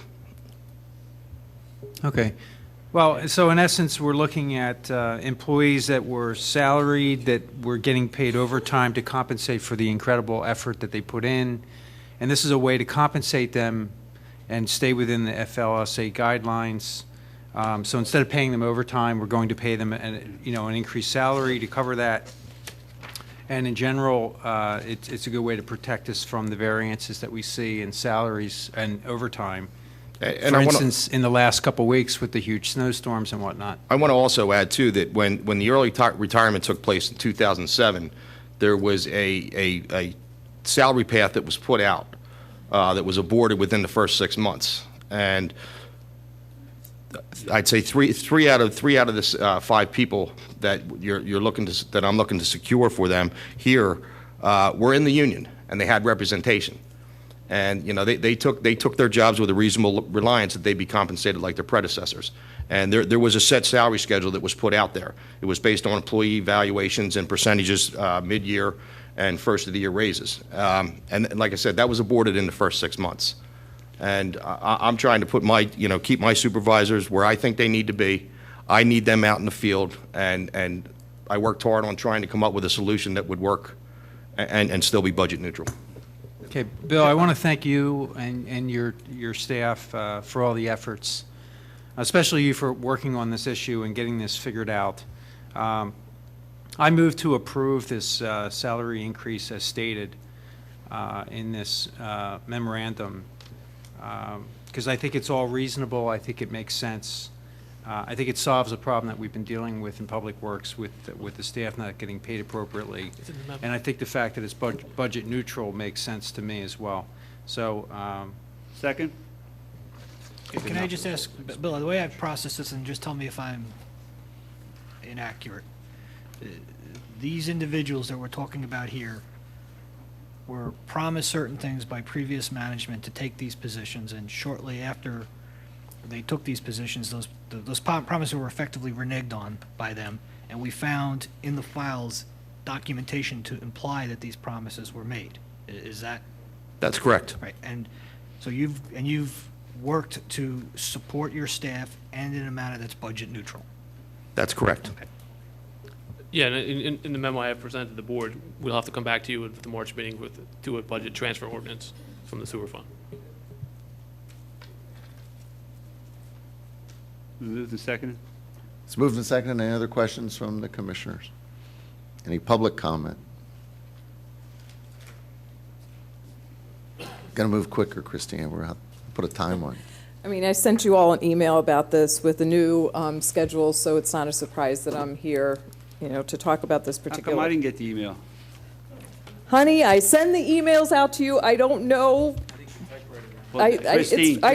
Christine, I really typewriter do. ran out of Christine, ink. look at this do. face. I'm not disappointed. I know. Christine- I know you may not want my little Excel spreadsheets that I work very hard Christina, he hasn't figured out how to hook the phone into the typewriter.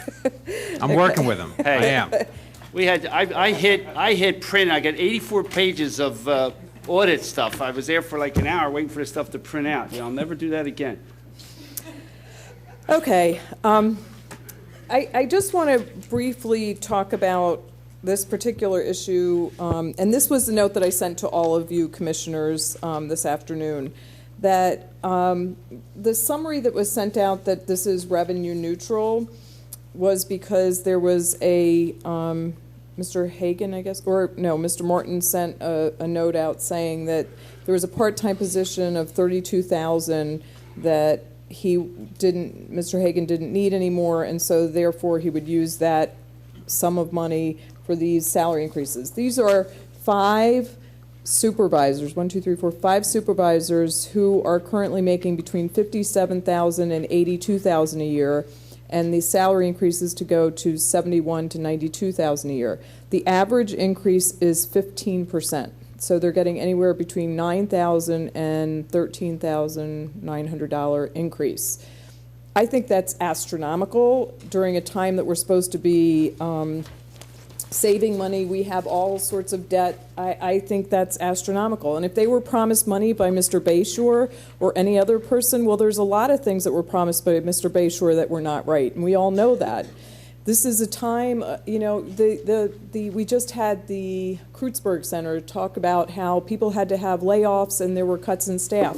That's what this is about. I am sure if you posted these jobs, and no offense to all of them, I think they did a great job during snow removal and such, But if you posted these jobs, there would be a ton of people coming to apply. So again, I would just say that in summary, I think you should look at what do employees really cost us? If you add their comp time, you add their vacation time, you add their overtime, you add their benefit time, their paid health insurance that we have, plus their health insurance that they get for the rest of their life and that their family gets for the rest of their life.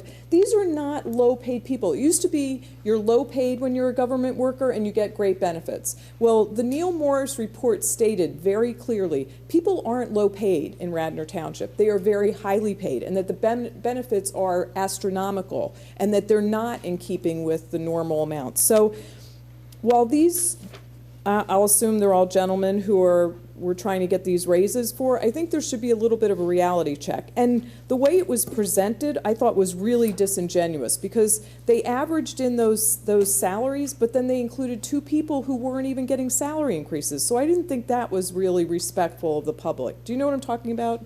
Yep. Yeah, I didn't think that was very respectful to not add 2 people who were 0 increases. Well, of course it's going to bring the average down. So I didn't think that was very fair.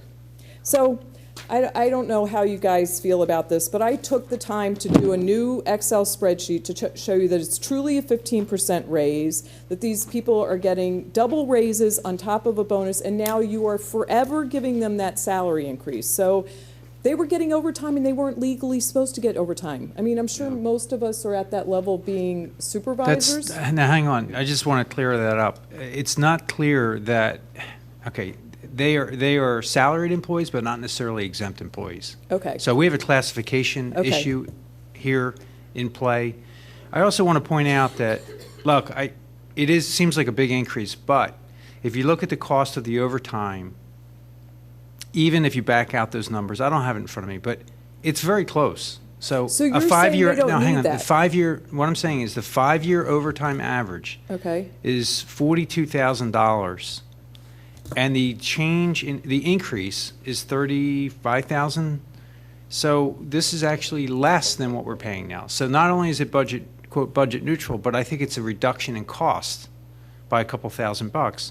So you put all these factors together that we could continue to pay them overtime if we wanted to. We can just change their classification so they're no longer confused about whether they're exempt or not exempt. And we're still at the same problem where they need to be paid because, in fact, we just had 50 inches of snow and we need people to be out there taking care of this. And when we have a sewage leak or a pipe break or, the other number of issues that come up, these are the go-to people, from what I understand. These are the people that get up in the middle of the night, get in their car, drive to the township garage, get in a truck, and get out to the problem. It seems like we pay a lot, but if it were me, I'd need to make that much to do that. I would. I wouldn't want to leave my house at 3 in the morning to go, take care of a problem like that. So, I hear what you're saying, but I think realistically, I think it is a savings based on the spreadsheet I have. Maybe it's not as much as we want it to be, but it makes sense. But are they entitled to overtime? I thought supervisors were not entitled to overtime. That was my understanding It depends if they're designated as exempt. Under the law, exempt employees essentially are allowed to make decisions, executive decisions. These employees don't make executive decisions. So they're not really exempt. Christina, the issue here is, in '07, we did an early retirement, and we lost all our top-level people making a lot of money, and we saved like $4 million, okay? And we were able to convince these very well-qualified individuals to leave the union and move up into the managerial position. But we didn't start them up at 90 and 100 what the other guys were already making, the senior people. We started them at 50 and said, you're going to get 4% and 3%, 4% raise in January, 3% raise in July. You'll be able to keep your overtime. With the budget thing, they didn't get their increases. Then we came in and said, wait a minute, you can't get your overtime, okay? And we were able to get, they would have made more money if they would have stayed in the union and did their overtime. But we were able to get very qualified people to move up into these positions and do a tremendous job for the township. And now what we're doing is we're dealing with it in equity, what they were promised, because most of them probably wouldn't have moved out and they would have made $70,000 or $80,000 with overtime and everything else. So it's good for the township, it's good management, and I know you can look at figures and say, but we've been wrestling with this for a year and a half, and we're finally, deciding to do the right thing. And we're doing the right thing here, and it's going to help us better manage the township so that when there's a major sewer leak, we got the right people there. When there's major snowstorms, we got the right people there. And Bill Hagan and everybody in the township has been cutting back and cutting back and cutting back.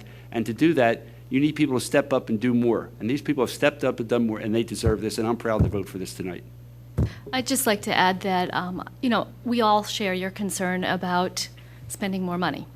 But I really beg to differ in classifying this as a raise for these fellas, because what happened is that they were promoted in 2007 at a discounted salary. And they've been working under that discounted salary, getting overtime, which makes them somewhat whole, which actually we're paying more for because it's not a set number. This is a way of rectifying that.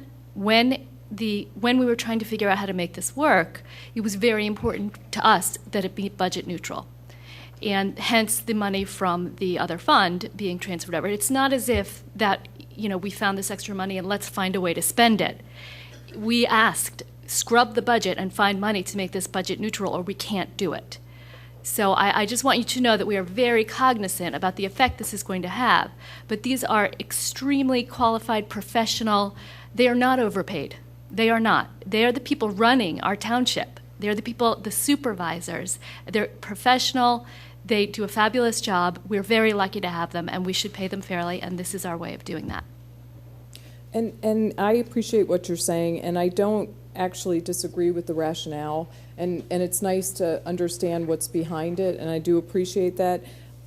It would probably behoove us at this point to somehow memorialize that they are now exempt employees, I guess, and so that the whole issue of overtime never comes up with them again, that right? I mean, we got it. They we got it. Bill Hagan said he can call them out anytime they want. They have to work all the overtime he requests them to do. Yeah, we'll be making it. You know what I mean? So part of the issue is this, there's job descriptions that have to be updated. Classification. That part of this will, once this is, if the board approves it, we're coming back with the March 8th for the budget transfer, and part of that, Bill and I will put a memo together in their files. They are now, they will be have to be called out without overtime based on the new salary classification. That'll be part of Christine, it. the great thing is we're doing this after much public debate, and before they would have just done it, and nobody would have known. And we weren't better off then, right? Okay, thank you, I appreciate it. Thank you, Christine. Any further public comment? Call the motion. All in favor? Aye. Aye. Any opposed? Any abstentions? Motion passes. Parks and Rec. We have an update on our big tree project. Howard, want to bring your group up? Yes, good evening. I'm Howard Holden, Chair of Radnor Township Shade Tree Commission, and this is Mara Baird, landscape architect, and Kimberly Donfus, who is with the Radnor Conservancy. We have provided you with a 3-page description. We're here tonight to further describe and seek your support for a continuing process in planting additional shade trees along Route 30, the Lancaster Avenue corridor. We were here before you all about a year ago with a similar request of support. At that time, with the help of Bill Hagan and the Public Works Division, we planted 20 trees along Lancaster Avenue. This past fall, we planted another 13 using an outside contractor because Bill and his crew had already had their work list in front of them. This spring, we are proposing to plant another 25, and next fall, another 25 trees. This is a 3-way collaborative between Radnor Township, the generous financial support of Chanticleer Foundation, and financial support and other support from the Radnor Conservancy. The specific questions, if you have such, on where these trees will be planted, I have Mara here who has pretty much an idea as to where they will be planted. We also intend to extend this program to other divisions in Radnor Township as we replant after we replant the main artery in Radnor, that being Route 30. Are there any questions? The 2010 contribution from Chanticleer, Right. is that coming to the township? 2010 contribution will be going to the township, yes. So this is basically an authorization to spend that money for this project, correct? No, it's just an update, right? It's just an update. We already authorized the expenditures. Yeah. I don't know if people remember, and there's some new members on the board, the whole concept here was that let's not wait for the big trees along our byways to die off. Let's get a jump on it, and not the little 1-inch saplings, but let's put in some trees of significance. And that was Kim's idea, actually, originally, and then she sold people on it, and that's where we are today. And thank you very much, Kim. It's a great project. I would just like to say, again, another really fabulous example of our local nonprofits, Chanticleer and the Radnor Conservancy, stepping in partnership with our township to do an unbelievable service, replanting our canopy, which sets Radnor Township apart. I mean, really makes it what it is when we can't afford it. So once again, our nonprofits stepping in partnership and helping us get through these tough financial times by funding and logistically supporting and keeping this replanting program up. So thank you.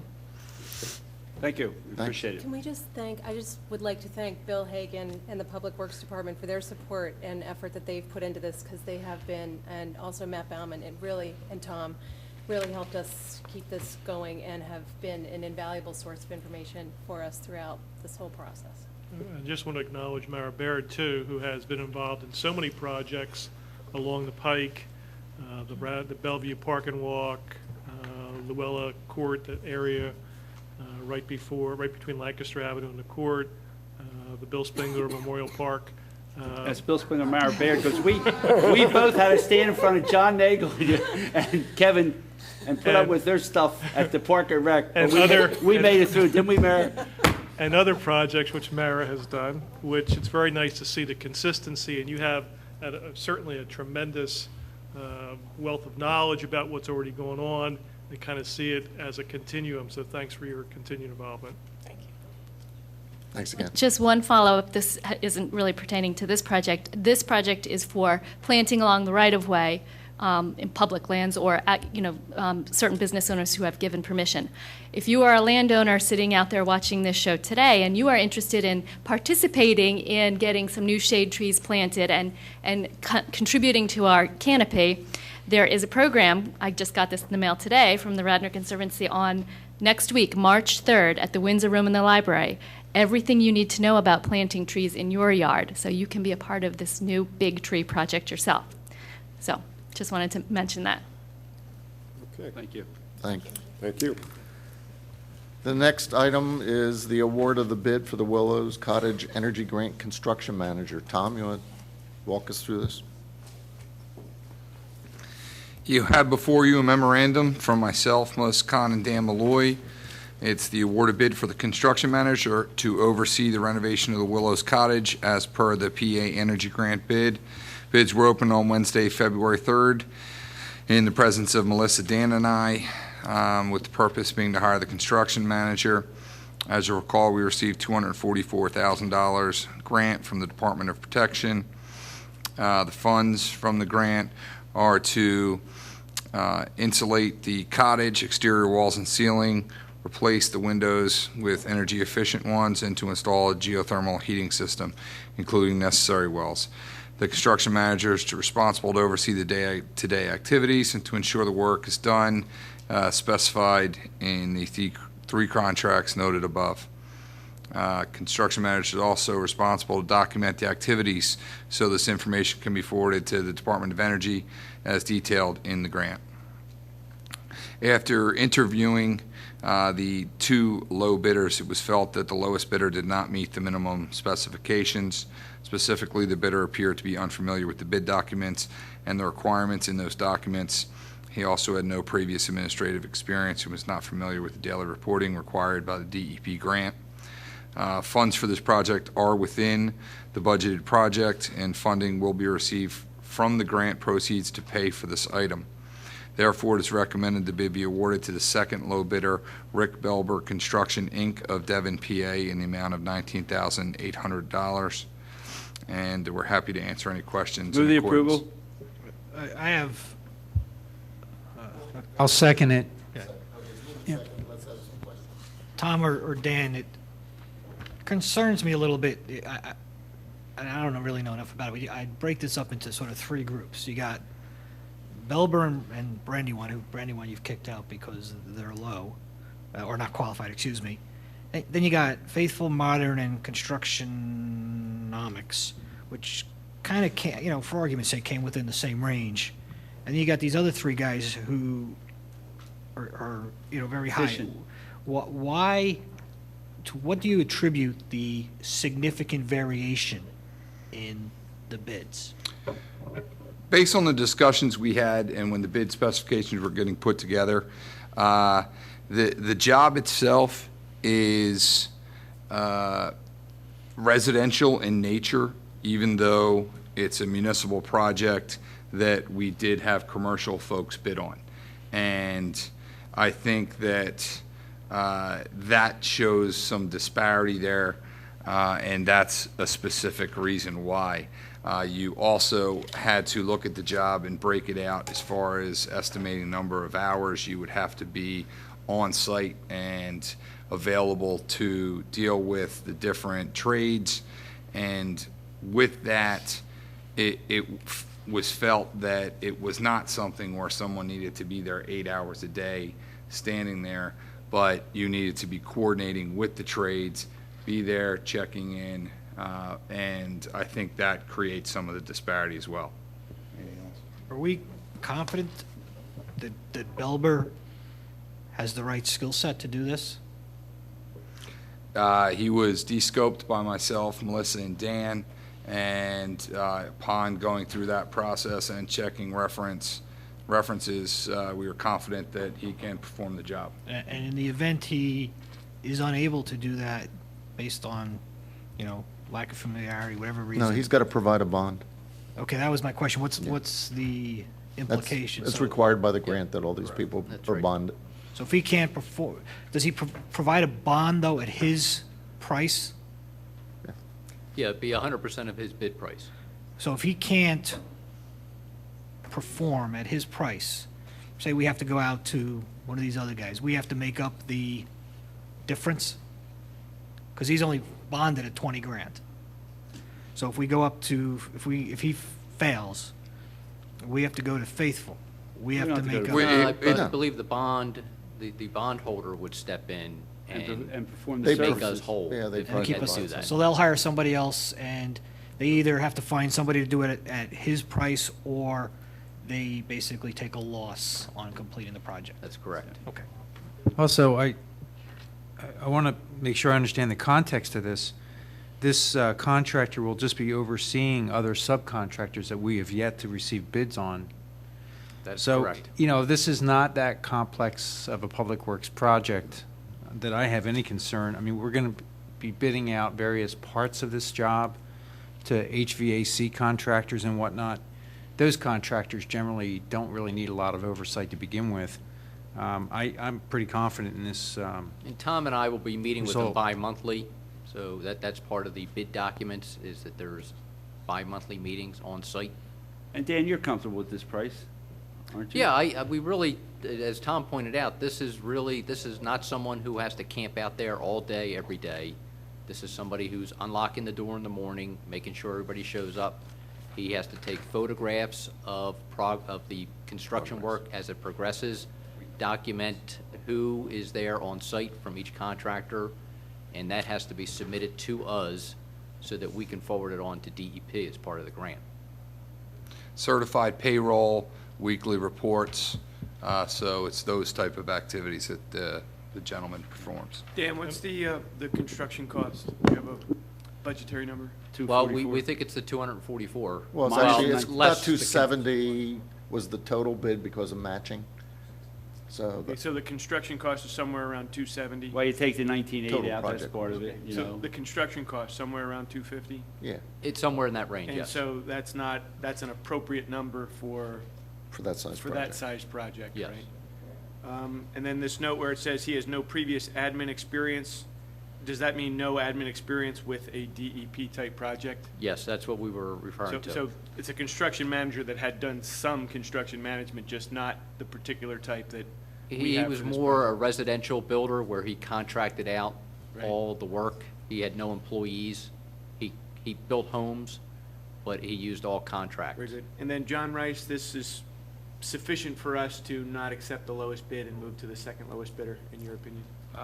Yes, Dan and Tom and I discussed it at the staff meeting last week. I looked at the bid documents and where he failed to meet some of the specs. So you're good to go with the second lowest. Very good, thank you. Okay, motion made and seconded. Any further questions? Any public comment? Being none, all in favor? Aye. Aye. Any opposed? Any abstentions? Thank you. We're announcing that we have a single vacancy on the Open Space Committee.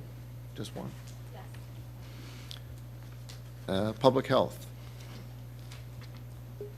We have 2 vacancies on the Board of Health. If you have interest in serving on this committee, please send your letter of interest and your resume to the attention of Bill Martin at Radnor Township, 301 Ivan Avenue, Wayne, Pennsylvania, 19087. Thank you. And John, I hope that our next meeting, we can start making some appointments. We will. Yeah. And even if we, Yeah, we've interviewed a number of candidates for even if this, we interview for these people next positions. meeting, we should can be make able to the appoint them decision right then, then. yeah. So put it on the Right. agenda. so Yep. we can- On the agenda, we'll be filling a bunch of slots. We had a good response from the public, finally got their attention. Next is Public Safety. Hank. Oddly enough, on the first item on the agenda is an announcement of a vacancy still on the Civil Service Commission. We're still taking resumes for that position. So if you have interest, send your letter of interest and/or resume here to Bill Martin at the Township Building. The next item is adoption of ordinance number 2010-16 regarding parking meter fees. We introduced this, I believe, at the last meeting. AJ Antonini, our officer in charge, briefed us on this.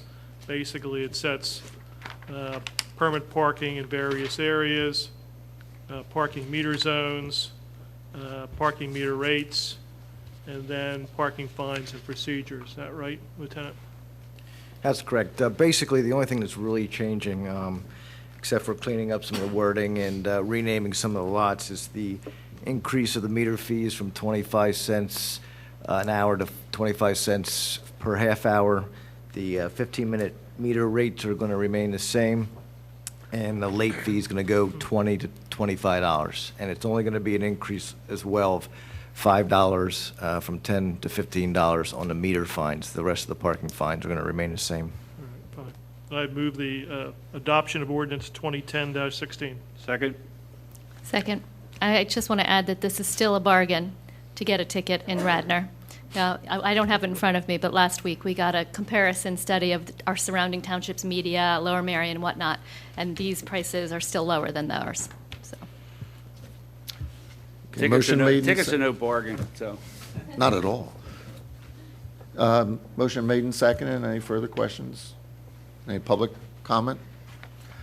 All in favor? Aye. Aye. Any opposed? The last item on public safety is the authorization to purchase one new police vehicle. You have before you a memorandum from Lieutenant Antonini requesting that we authorize the purchase of one 2010 Ford Crown Victoria marked police vehicle under the Pennsylvania State contract from Warnock Ford in East Hanover, New Jersey, at a cost of $22,975.32.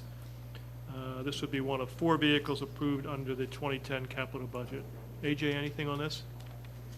Just that it's needed to replace the 2 other vehicles as mentioned in the memo. It was the cheapest vehicle I could find, appropriately equipped.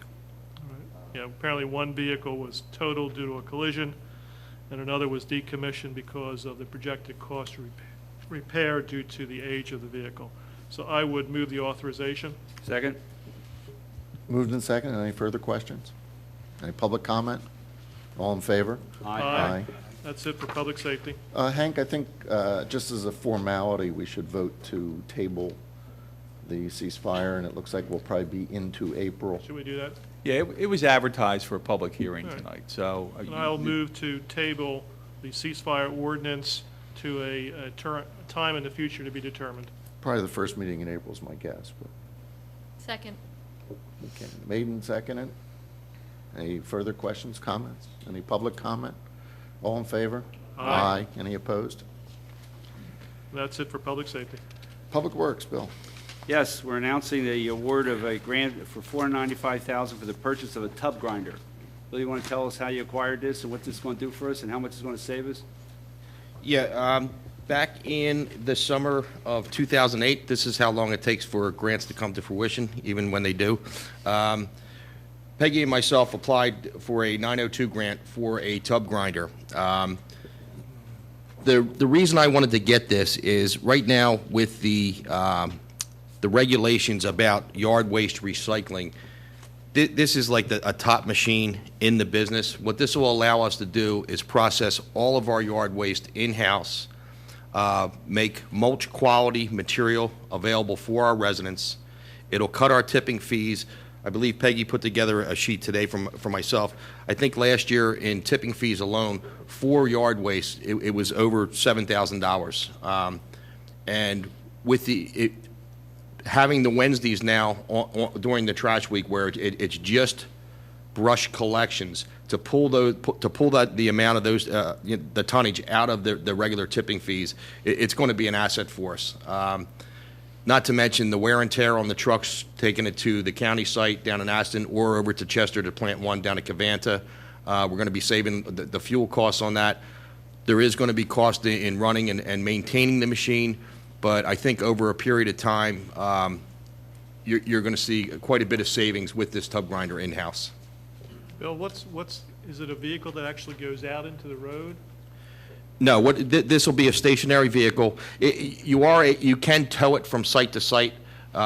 Basically, the ones that I've looked at, Westmoreland, Upper Dublin, they have it set up at their compost site. Like we would set it up at Skunk Hollow. We would have a staging area up there, and we would process right there. Like I said, our yard waste would be taken right to Skunk Hollow, dumped out of the trucks, and we would be able. This actually has a crane arm that would dump it in, and you're going to process it. And like I said, depending on the hammers and the grinders, you can set the quality of the material that you're bringing out of the hopper. You can actually almost make garden mulch like you buy that landscapers install on properties. Will it be stored out there? Yes, it will. Do we have some kind of cover? You anticipate some kind of cover for it? The other municipalities I see, it's something that when you're using it, I would imagine that when we get rid of the recycle trucks, we may want to tow it into the yard for the off-season. We will have some additional space at the Public Works facility once we unload the recycle trucks. So that's something we can look into, covering it, what have you. I'm just excited about getting the piece of equipment in here. I think it's a real asset for the township. It's a benefit, and over the long run, it's going to save us a ton of money. I actually would, I don't want to cover it. I would love to see some signage or some education along, you know, if we have it at Skunk Hollow and people are hiking and come across the compost pile and this big tub grinder, it would be a great opportunity for us to educate our residents about this, how great we're doing it. I mean, this is really exemplary recycling, how it works, how it's saving us money, how we get all of these materials back into our community. We could use it as an educational experience. And that's certainly. I agree with that. I agree with that, but I think we should make sure that we're maintaining it properly. Yeah. So I'm sure, Bill, I know you're great with the equipment. Whatever needs to be done to make sure that this thing operates properly and is kept up, fully maintained, you'll do that. We will do that, and I think that's a great idea, Elaine. I mean, if people go over to Skunk Hollow, people go over there and they see piles of leaves, and they really don't know the process of composting, and it certainly could be an educational, whether it's field trips from kids from the schools or whatever, to go over there and see how the process works, to see the equipment loading the machine, seeing the product that goes in and what comes out the belt. I do think it has its benefits, and that's certain. We could certainly promote it. So, Bill, you did a calculation on the savings on tipping fees. Did that include the actual trucking of the material? Well, I didn't do an actual. I did not figure out the trucking. The trucking, we are, when we do load the trash trucks, we would have to either take it to Aston to the county composting farm, or it has to go to Cavanta down in Chester to Plant 1. And I don't know what our trucks are getting right now, maybe 4, 5, 6 miles to the gallon. So not having to leave the township is big, whether it's tires and just wear and tear on the vehicle and fuel cost itself. Well, I want to thank you on behalf, you and Peggy, on behalf of the board. We haven't celebrated. This is $500,000 of grant. This is amazing. Bill's being a little modest. Yeah, this is a great grant application. Yeah, I want to thank you guys. I get excited about tub grinders and mulching, but I know a lot of people don't. But I certainly don't want to take. Peggy actually set up a meeting here with DEP that we had other municipalities, which talked about the 902s, the 904s. That triggered me to try and apply for a piece of equipment. If I was to sit here and take the credit, Peggy did 75 to 85% of the paperwork. I made some contacts. I got some letters, but the application she put in, and I'm just glad that we worked. You can go home tonight, Bill. I know that, but that deserves another round of applause right there. It was more than a team effort, and she deserves the praise on this, because she motivated me to get this thing in on time and pushed me to get the paperwork done. You still have to do the dishes tomorrow night, Bill. Excuse me? You still have to do the dishes tomorrow night. Yeah, that's okay. But thank you again. That I really want the citizens to recognize, the residents to recognize that this was something above and beyond the call of duty. We didn't ask staff to do this. This is something they decided would be a good idea. So thank you again to both of you. Well, not to pile on, but we also got notice of our recycling grant, which Peggy's responsible for with Bill, and there were only 113 municipalities or county in Pennsylvania that got recycling grants. And in Delaware County, there were 9 out of the 49 municipalities got them, and Radnor was 495,000, and the rest were from 74,000 to Upper Darby with 240,000. We were right up there with Erie, Pittsburgh, and Philadelphia, and it's a tremendous thing. We do a great recycling. Hopefully with the single stream and all that, we can do more recycling of residents, but it's nice to get this money back to help us recycle and be a green community. So Bill and Peggy, again, on behalf of the pardon me? That's another $500,000? No. Yeah, 495,000. No, it's the same. What? It's the same thing. Same thing what? This is what we were just talking about, the tub grinder. No, this is the recycling grant we just No, got. the 495 was from DEP for the tub grinder. We actually recycling. No, that is recycling. But last year we did get, I believe it was 108,000. Oh, 108,000. For the 904. I looked at these numbers and I said, geez, these are all recycling grants. Everybody's recycling and getting all this money. Oh, that's the same money. All right. Sorry, guys. Well, thank you for the recycling anyway, because I know we're up there at the top with recycling, and we'll continue to get more money for that. Thank you. That's the end of Public Works. Thanks. Any old business? Yeah, I'd like to talk about the Radnor Enhancement Trust. We have, in the last few weeks, we've talked about problems with it, and the thought, there's an idea that perhaps we should change the way that we're allocating that money, and I think it's time to take that to action rather than to just talk about it. So I don't know that the action has to happen tonight, but I think we have to, as a board, make a decision and then direct staff to proceed accordingly. Don, I agree. I would like the board to direct John Rice to draft a either a curative amendment or some type of resolution to kind of change the original direction of funding, taking the parking fees and sending it to the trust. And in addition to that, I think we want to explore the way we treat that revenue when it comes into the township. I don't have my notes with me, but essentially we want to record that parking fee revenue in a dedicated parking fee fund under, I guess it's under where parking meters are recorded as revenues. And I'd also like to create a dedicated expense fund that could in turn be used to keep track of any type of work we do in Wayne and having to do with the parking in Wayne.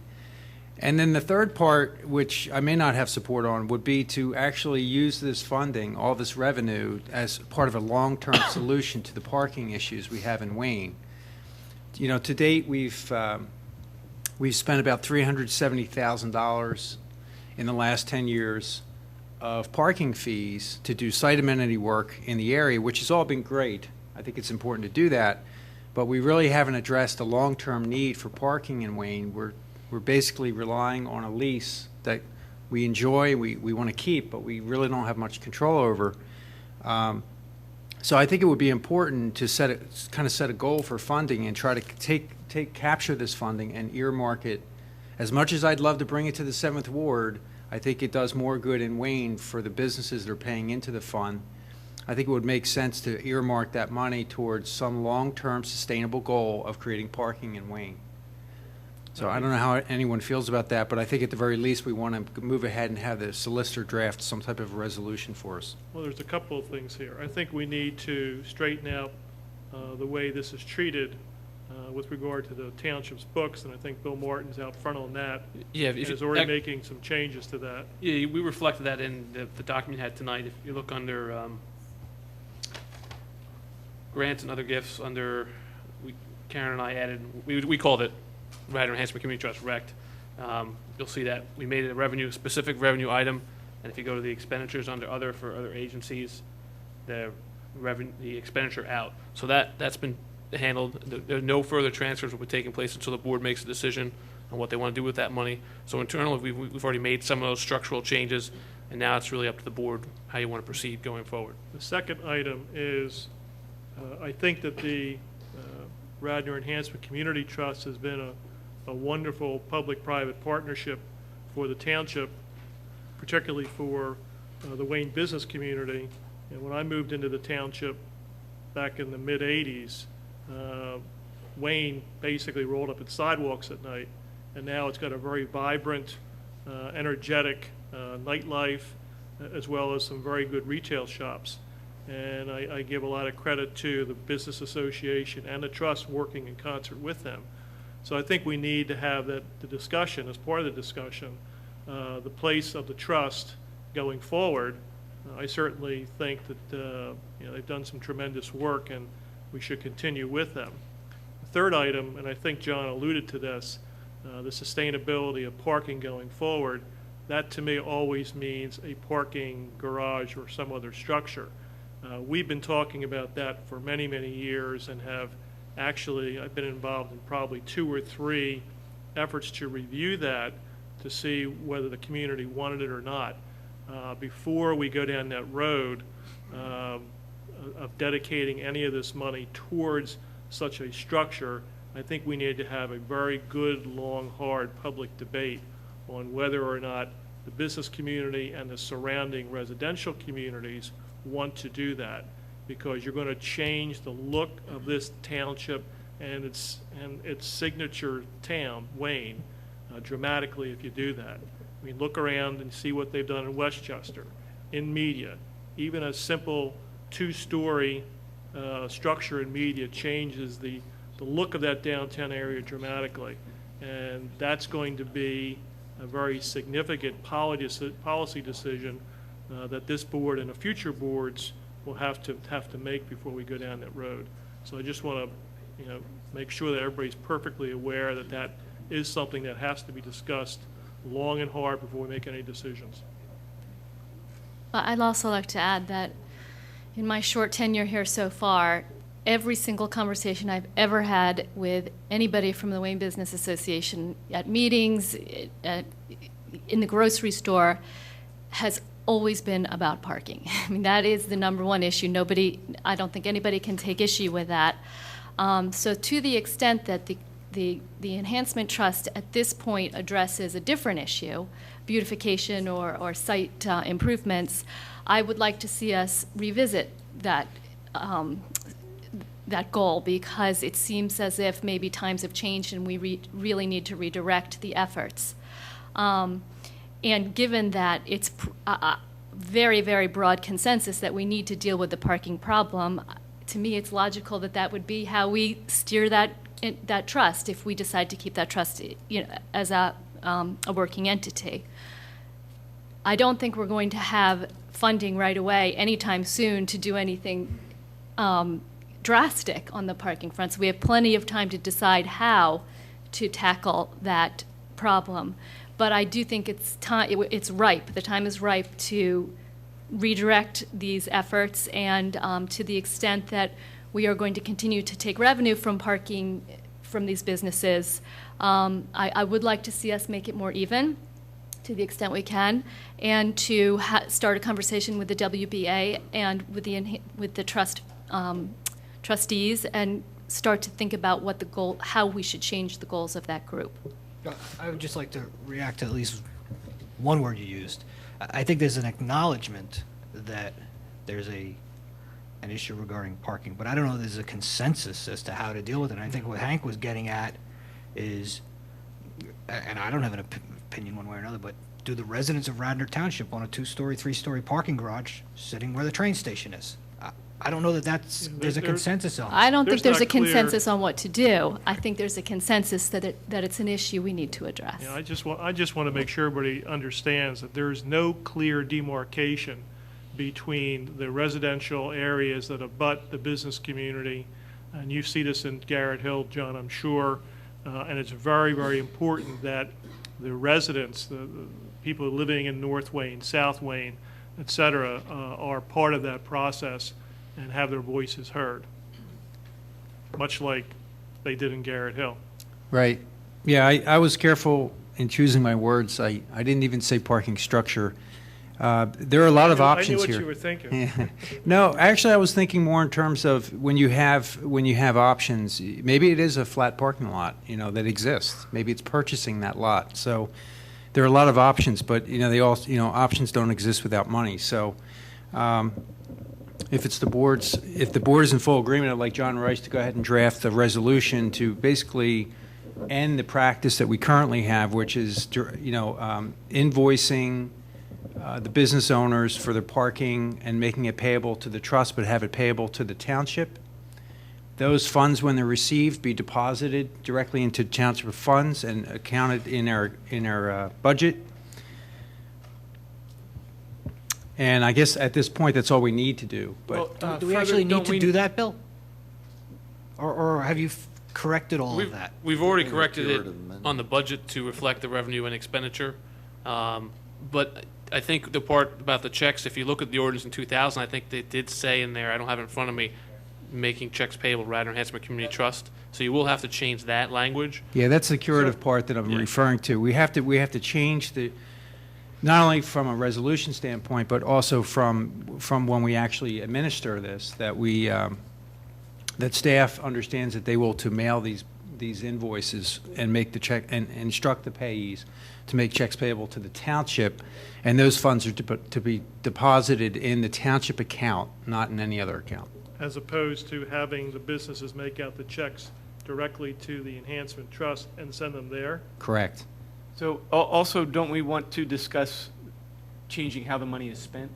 I mean, there's a problem with, we give the money to the Enhancement Trust, and then the Enhancement Trust spends it, whereas we want to spend, I mean, my thought now is we want to spend that in the way that we spend other Well, township yeah, as long as it's retained in the township account, the only ones that can decide how it's spent would really be the township manager and the board. So Okay, it's we no could longer. we could continue to make the donation to or make the contribution to the trust. We would just have to do it every year. We would have to decide to do that, or we could decide to spend the money ourselves by funding projects.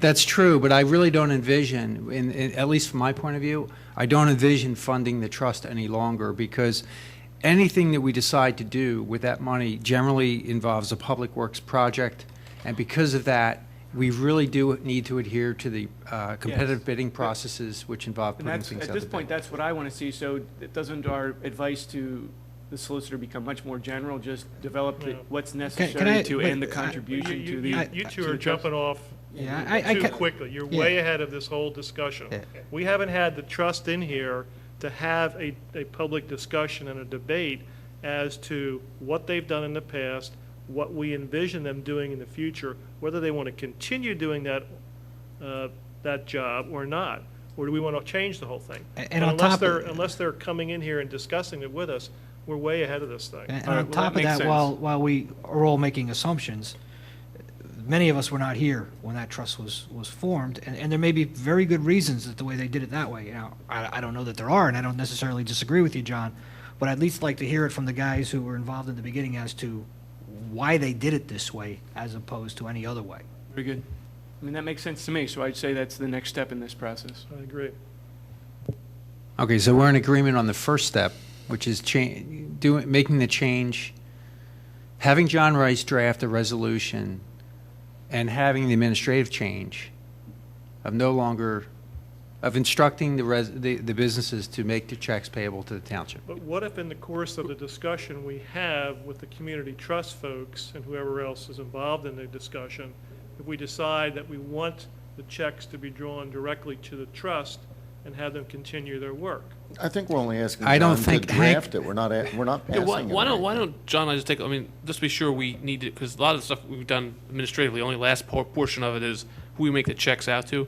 And let John and I take a look at that, and if we need to draft something with just that language, we can draft something with respect to that. Because I know internally we've already made the budget changes for you, so you'll see the line item revenue in, and then you, assuming you approve it, if it just you later down the road, assume we continue the process or some form of it, there will be an expenditure out to the enhancement trust. But when you And it really deposit- comes down to who we make the checks out to, which really should be, if we're keeping it, it should be Radnor Township, and that we can look That at. was where I was, when you get a check that says Radnor Enhancement Community Trust, you, in order to deposit it, you endorse it, right?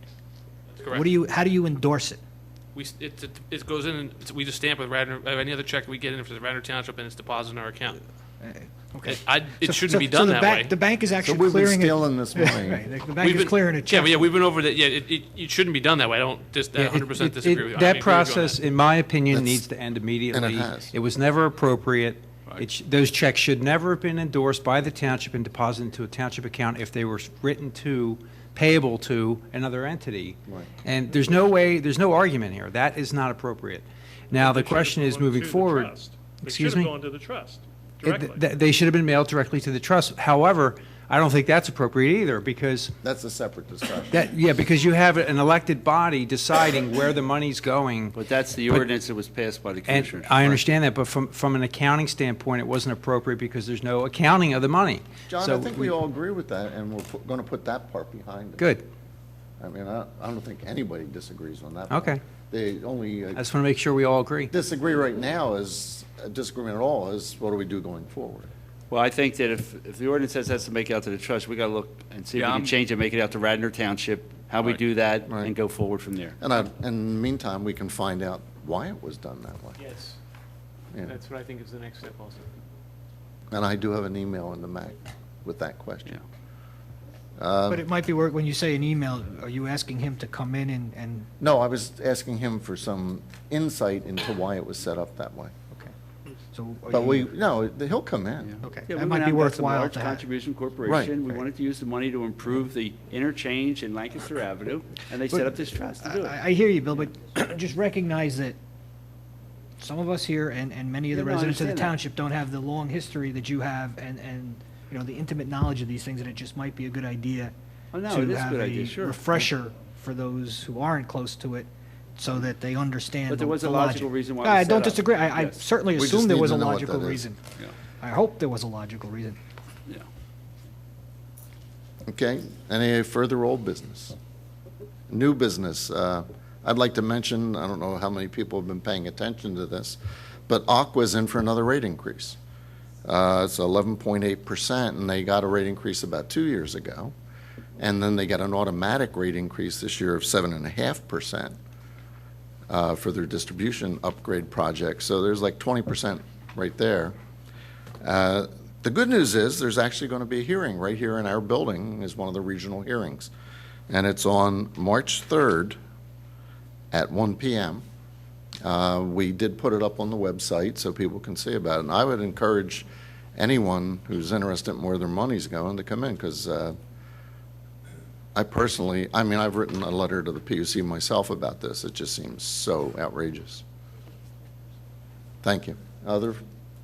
I just wanted to point out that February this month was an extraordinary month for our Public Works departments. We switched over our trash service, and then on top of that, we had these, storm of the centuries on top of each other. So all of that combined hit our Public Works department. They did an amazing job on both fronts. I know from my ward, I had almost exclusively praise. I had one or two negative comments, but that always happens. So I just wanted to say thank you. This was an incredible month. You did a great job, and I think we're all very grateful.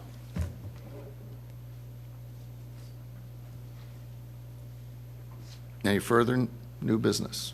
Public participation. Move we. You got to move quicker. Come on, Christina. Okay, quick one. Regarding Valley Forge Military Academy, I sent all of you a document that we found from 1953, which pertains to institutional encroachment into residential neighborhoods. And Valley Forge, for those people who don't know, are considering selling a piece of their land to Eastern College, Eastern University. And this document that we found from 1953, and when I say we, it's in neighbors, and the township has this document, and I saw it in the township as well, basically says, and it's really plainly written, and it was created during a time when the Valley Forge was asking for some change in use. And so this very brief document has some very strong language, and it was clearly done with the neighbors in mind, but it basically says, and I'm just highlighting a couple of things that I think are pretty clear, no additional structures or buildings will be added to the premises, and the premises is the, I don't know how many acre parcel this land is, and then it also— 17 or 18. It's 18. Yep. Acres, thank you. And it says the grounds will not be used for drilling, athletics, or any other outside activity, and no objections were voiced by the neighbors or anyone else for this use. And then lastly, it says it's expressly understood that any change of use or new construction or exterior or structural alterations to the building must be approved by this board. So my question is, and just to understand it, and I've had some great discussions with Matt, and I appreciate him educating me in this process, was the difference between by right, meaning you can just develop because you have the right to develop and it's zoned for that, versus coming in for land development, zoning approval, and commissioner approval. And if someone could educate me as to what this document means with that regard. Like does, I guess, do they have the right, does Valley Forge have the right to sell it to Eastern, and yes, would Eastern be able to just develop it without going through land development? John Rice, you want to take a bite at that? It's a pretty broad question, but... Yeah.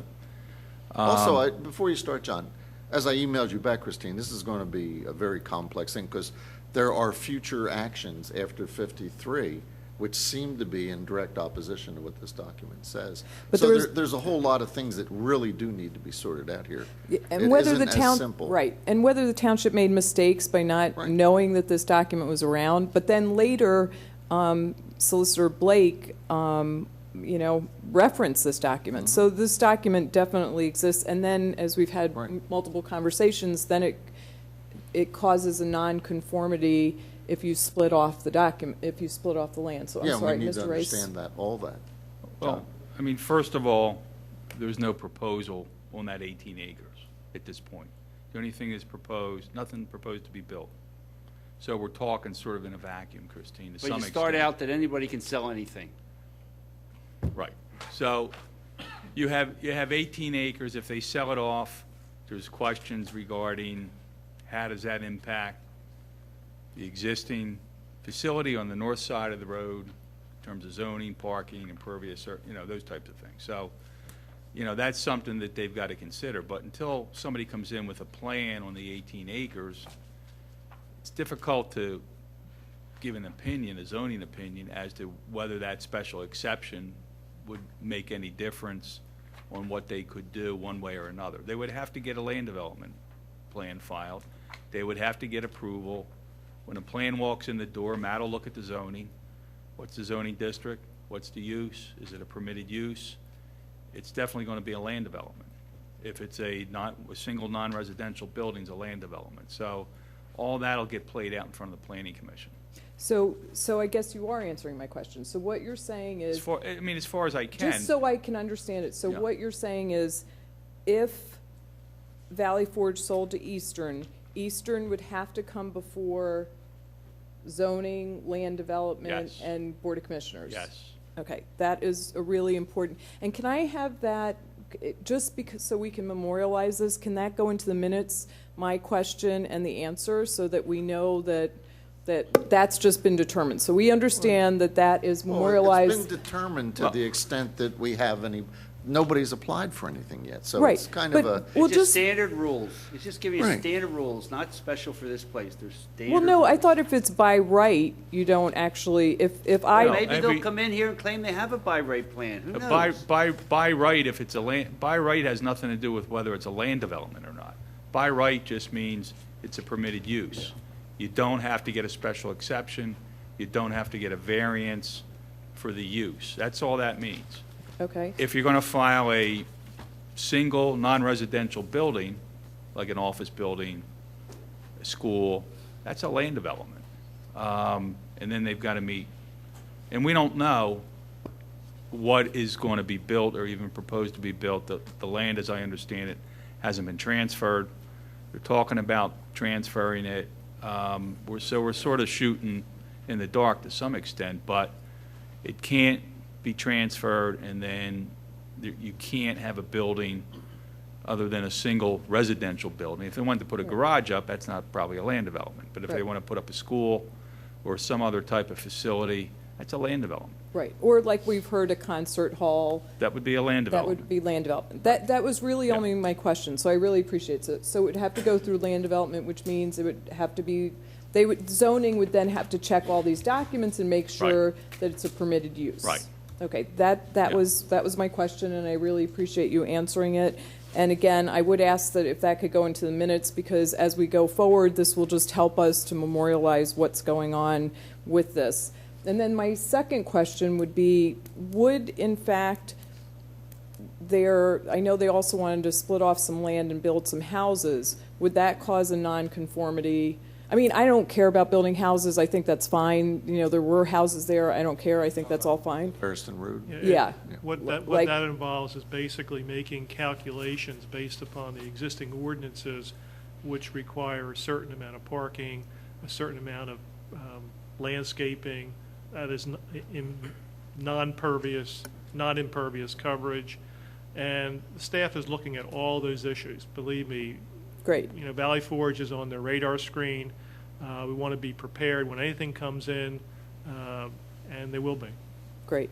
I really appreciate your answering my question, and it's a great help. And just a last quick point, having a different topic. I know in our previous conversations about, investigating the township building, I thought it was this week. I know Mr. Martin and I had a conversation that it would probably be at the next March. You want my bi-weekly report on the municipal building? I'll give it. We met with the architects last week. We were supposed to meet previously. We got snowed out. Bill and I met finally. And I need to provide some information to the board, but there's some documents and some exhibits that'll be part of my report to them that'll be available to be released to the public. Great. And that was the beginning of March? Is that what you said? Yes. Well, yeah, actually maybe sooner. I'm about done with what I want to put together for the board, but I can tell you I'm not going to recommend that they hire a forensic audit to audit the township building to determine where the costs went, because I think we know based on what the architects have given me, where, what the total cost of every facet of the building, the bricks and the sticks, the furniture, and all of that. So I'm going to put that together, and the documents will be public documents. They'll be able to be received with a request. But I think that, at least in my opinion, it may not satisfy everybody, but it shows me where all the expenditures went and how we got from the bid to the final construction. The architects have done a really nice job tracking everything, every change order, every prime contractor, where there was money credited to the building in one column, and so it's all there. You feel it's all accounted for? Yep. Okay. So does that mean, based on what you're saying, that all the money that was spent on the township building was approved in public? That's not what I said. You said you're going to recommend not investigating the township building. Did I misunderstand you, or did you? Not hiring a forensic auditor to go through all the paperwork of the cost of the construction, of the building construction. I mean, what happened was there were bids, there was value engineering bids, and then the project started and there were change orders. That were never approved in public, right? Whether they had to be approved or not, Christine, that's another question, based on the authority that was given to the construction manager and the architect. But according to the Home Rule Charter, if it's over $3,000, it must be before the public, and no one's allowed to spend money. That's in the Home Rule Charter. Why don't we have this, let's have this debate when I'm done doing what I need to do to the commissioners, and I'm going to make my recommendation to them. And, I mean, the issue is the change orders that I think, the change orders will be spelled out in these documents.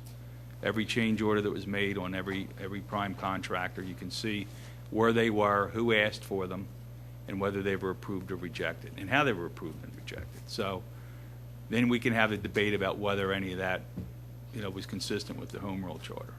Great. I look forward to seeing that before the debate happens. Thank you.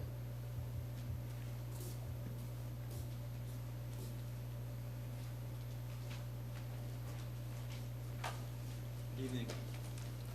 Joseph Ellis, 221 West Wayne. I have a question or comment on the revenue report for clarification. I draw your attention to page 2 under grants and gifts. We have a new item called Radnor Enhancement Community Trust. Joe, can you speak up a little bit? I'm sorry. Sure. I'd like to draw your attention to page 2 of the revenue report. Under grants and gifts, we have a new category, RECT, the Radnor Enhancement Community Trust. Consistent with Mr. Fisher's recommendation, this represents fees that we, the business owners, pay to the Radnor Enhancement Community Trust. The checks are payable to the Enhancement Community Trust. As you well know, those checks are endorsed and deposited in a township bank account. Let me come back to this. I think they should be recorded in a category below called departmental earnings parking fees, because that's what they truly are. These are mandated parking fees supported by a township ordinance. So when the township records these fees, they should be noted accordingly and accurately that they are parking fee revenues being credited to a revenue account identified under departmental earnings as parking receipts. I appreciate your willingness to change the business practice, which I consider unacceptable. Negotiating checks to a township bank account payable to another entity, in my opinion, is certainly inappropriate, and I question the legality of doing that. And that's been the practice for the last 10 years. If you'd like, I could share my perceptions, since we have the greatest financial burden of this fee, as to why this is taking place. Joe, could I interrupt you a section? I think I emailed you back. To me, there are two very distinct issues. One is the RECT and the checks going to them. The other is about zoning and I'm how not that was even all addressing that determined. tonight. And the zoning is an entirely I'm separate not issue. addressing that. All right.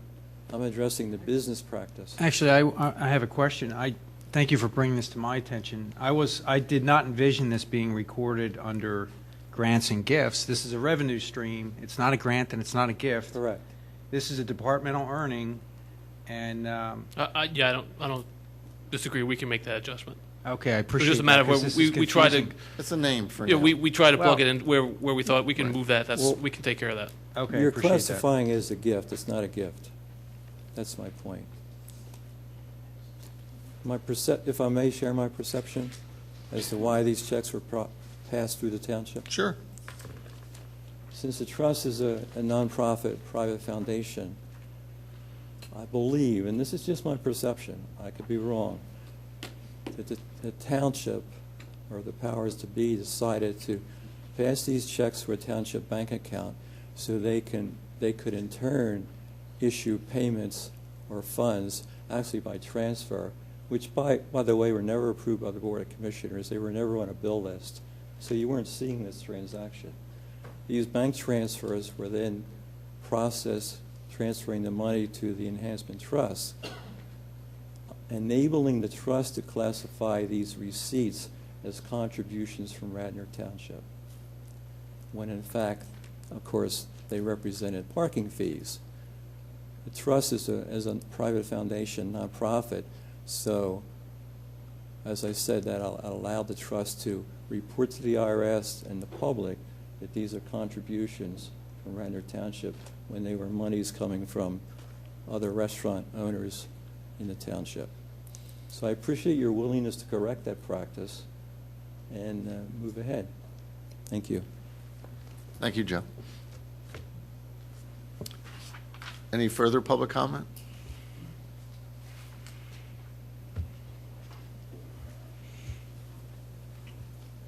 Good evening. My name is Stephen Pettick. I'm a resident of Tredyffrin Township, but a frequent visitor to Radnor Township for business, pleasure. I just want to bring to your attention a township ordinance that is currently in violation, I believe, in violation of state law.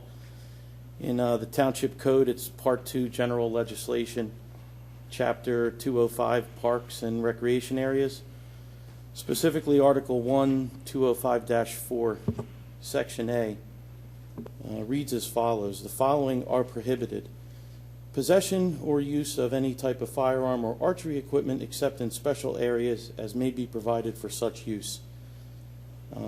This ordinance, as it's currently written, is in violation of the preemption statute 6120, which I'm sure you all are aware of. I won't bother reading the entire preemption statute, as I'm sure you've been bombarded with it the last few weeks. The preemption statute, though, was passed in 1995. I'm not sure when Radnor's regulation was passed. It could have been in place before then, and maybe that's why it may have been overlooked. Unfortunately, there is no grandfathering of existing limitations when the act was passed, and the ordinance as it stands today is invalid. Some of you might want to ask the question why someone would want to carry a firearm in a township park. The answer could be as simple as people carry firearms daily, but that question is really not the issue. The preemption statute that we're all aware of is very important for individuals that legally carry firearms on a daily basis, in that it removes problems of traveling citizens running afoul of a myriad of local laws that will try to prohibit where you can and cannot carry. So in other words, licensed or legal carriers of firearms in Pennsylvania can carry everywhere not prohibited by state or federal law. Could I interrupt you a second? Certainly. Because, and we're going to ask Mr. Rice to look into this for us. There are several nuclear power plants in Pennsylvania, and you cannot carry your weapon into that nuclear power plant. Okay, I'm not. Isn't that a similar violation? My guess is, and not, I'm not an attorney, so I'm not. No, same with school's a state law. Schools is state law. Right. No possessions of weapons on school County property. courthouse is the same thing. You Right, can't and carry like a we gun. can't have. We had talked about putting the judge in here, our DJ, and can't do that because of that requirement. So I appreciate your comment. We'll have Mr. Rice look into it for us and find out what happened. Okay, that's all I would ask, is that, you know, Yep. the board look into that and see if we can bring the township in compliance with state law. Thank you. Thank you. I move we adjourn. Moved and seconded. All in favor? Aye. Aye.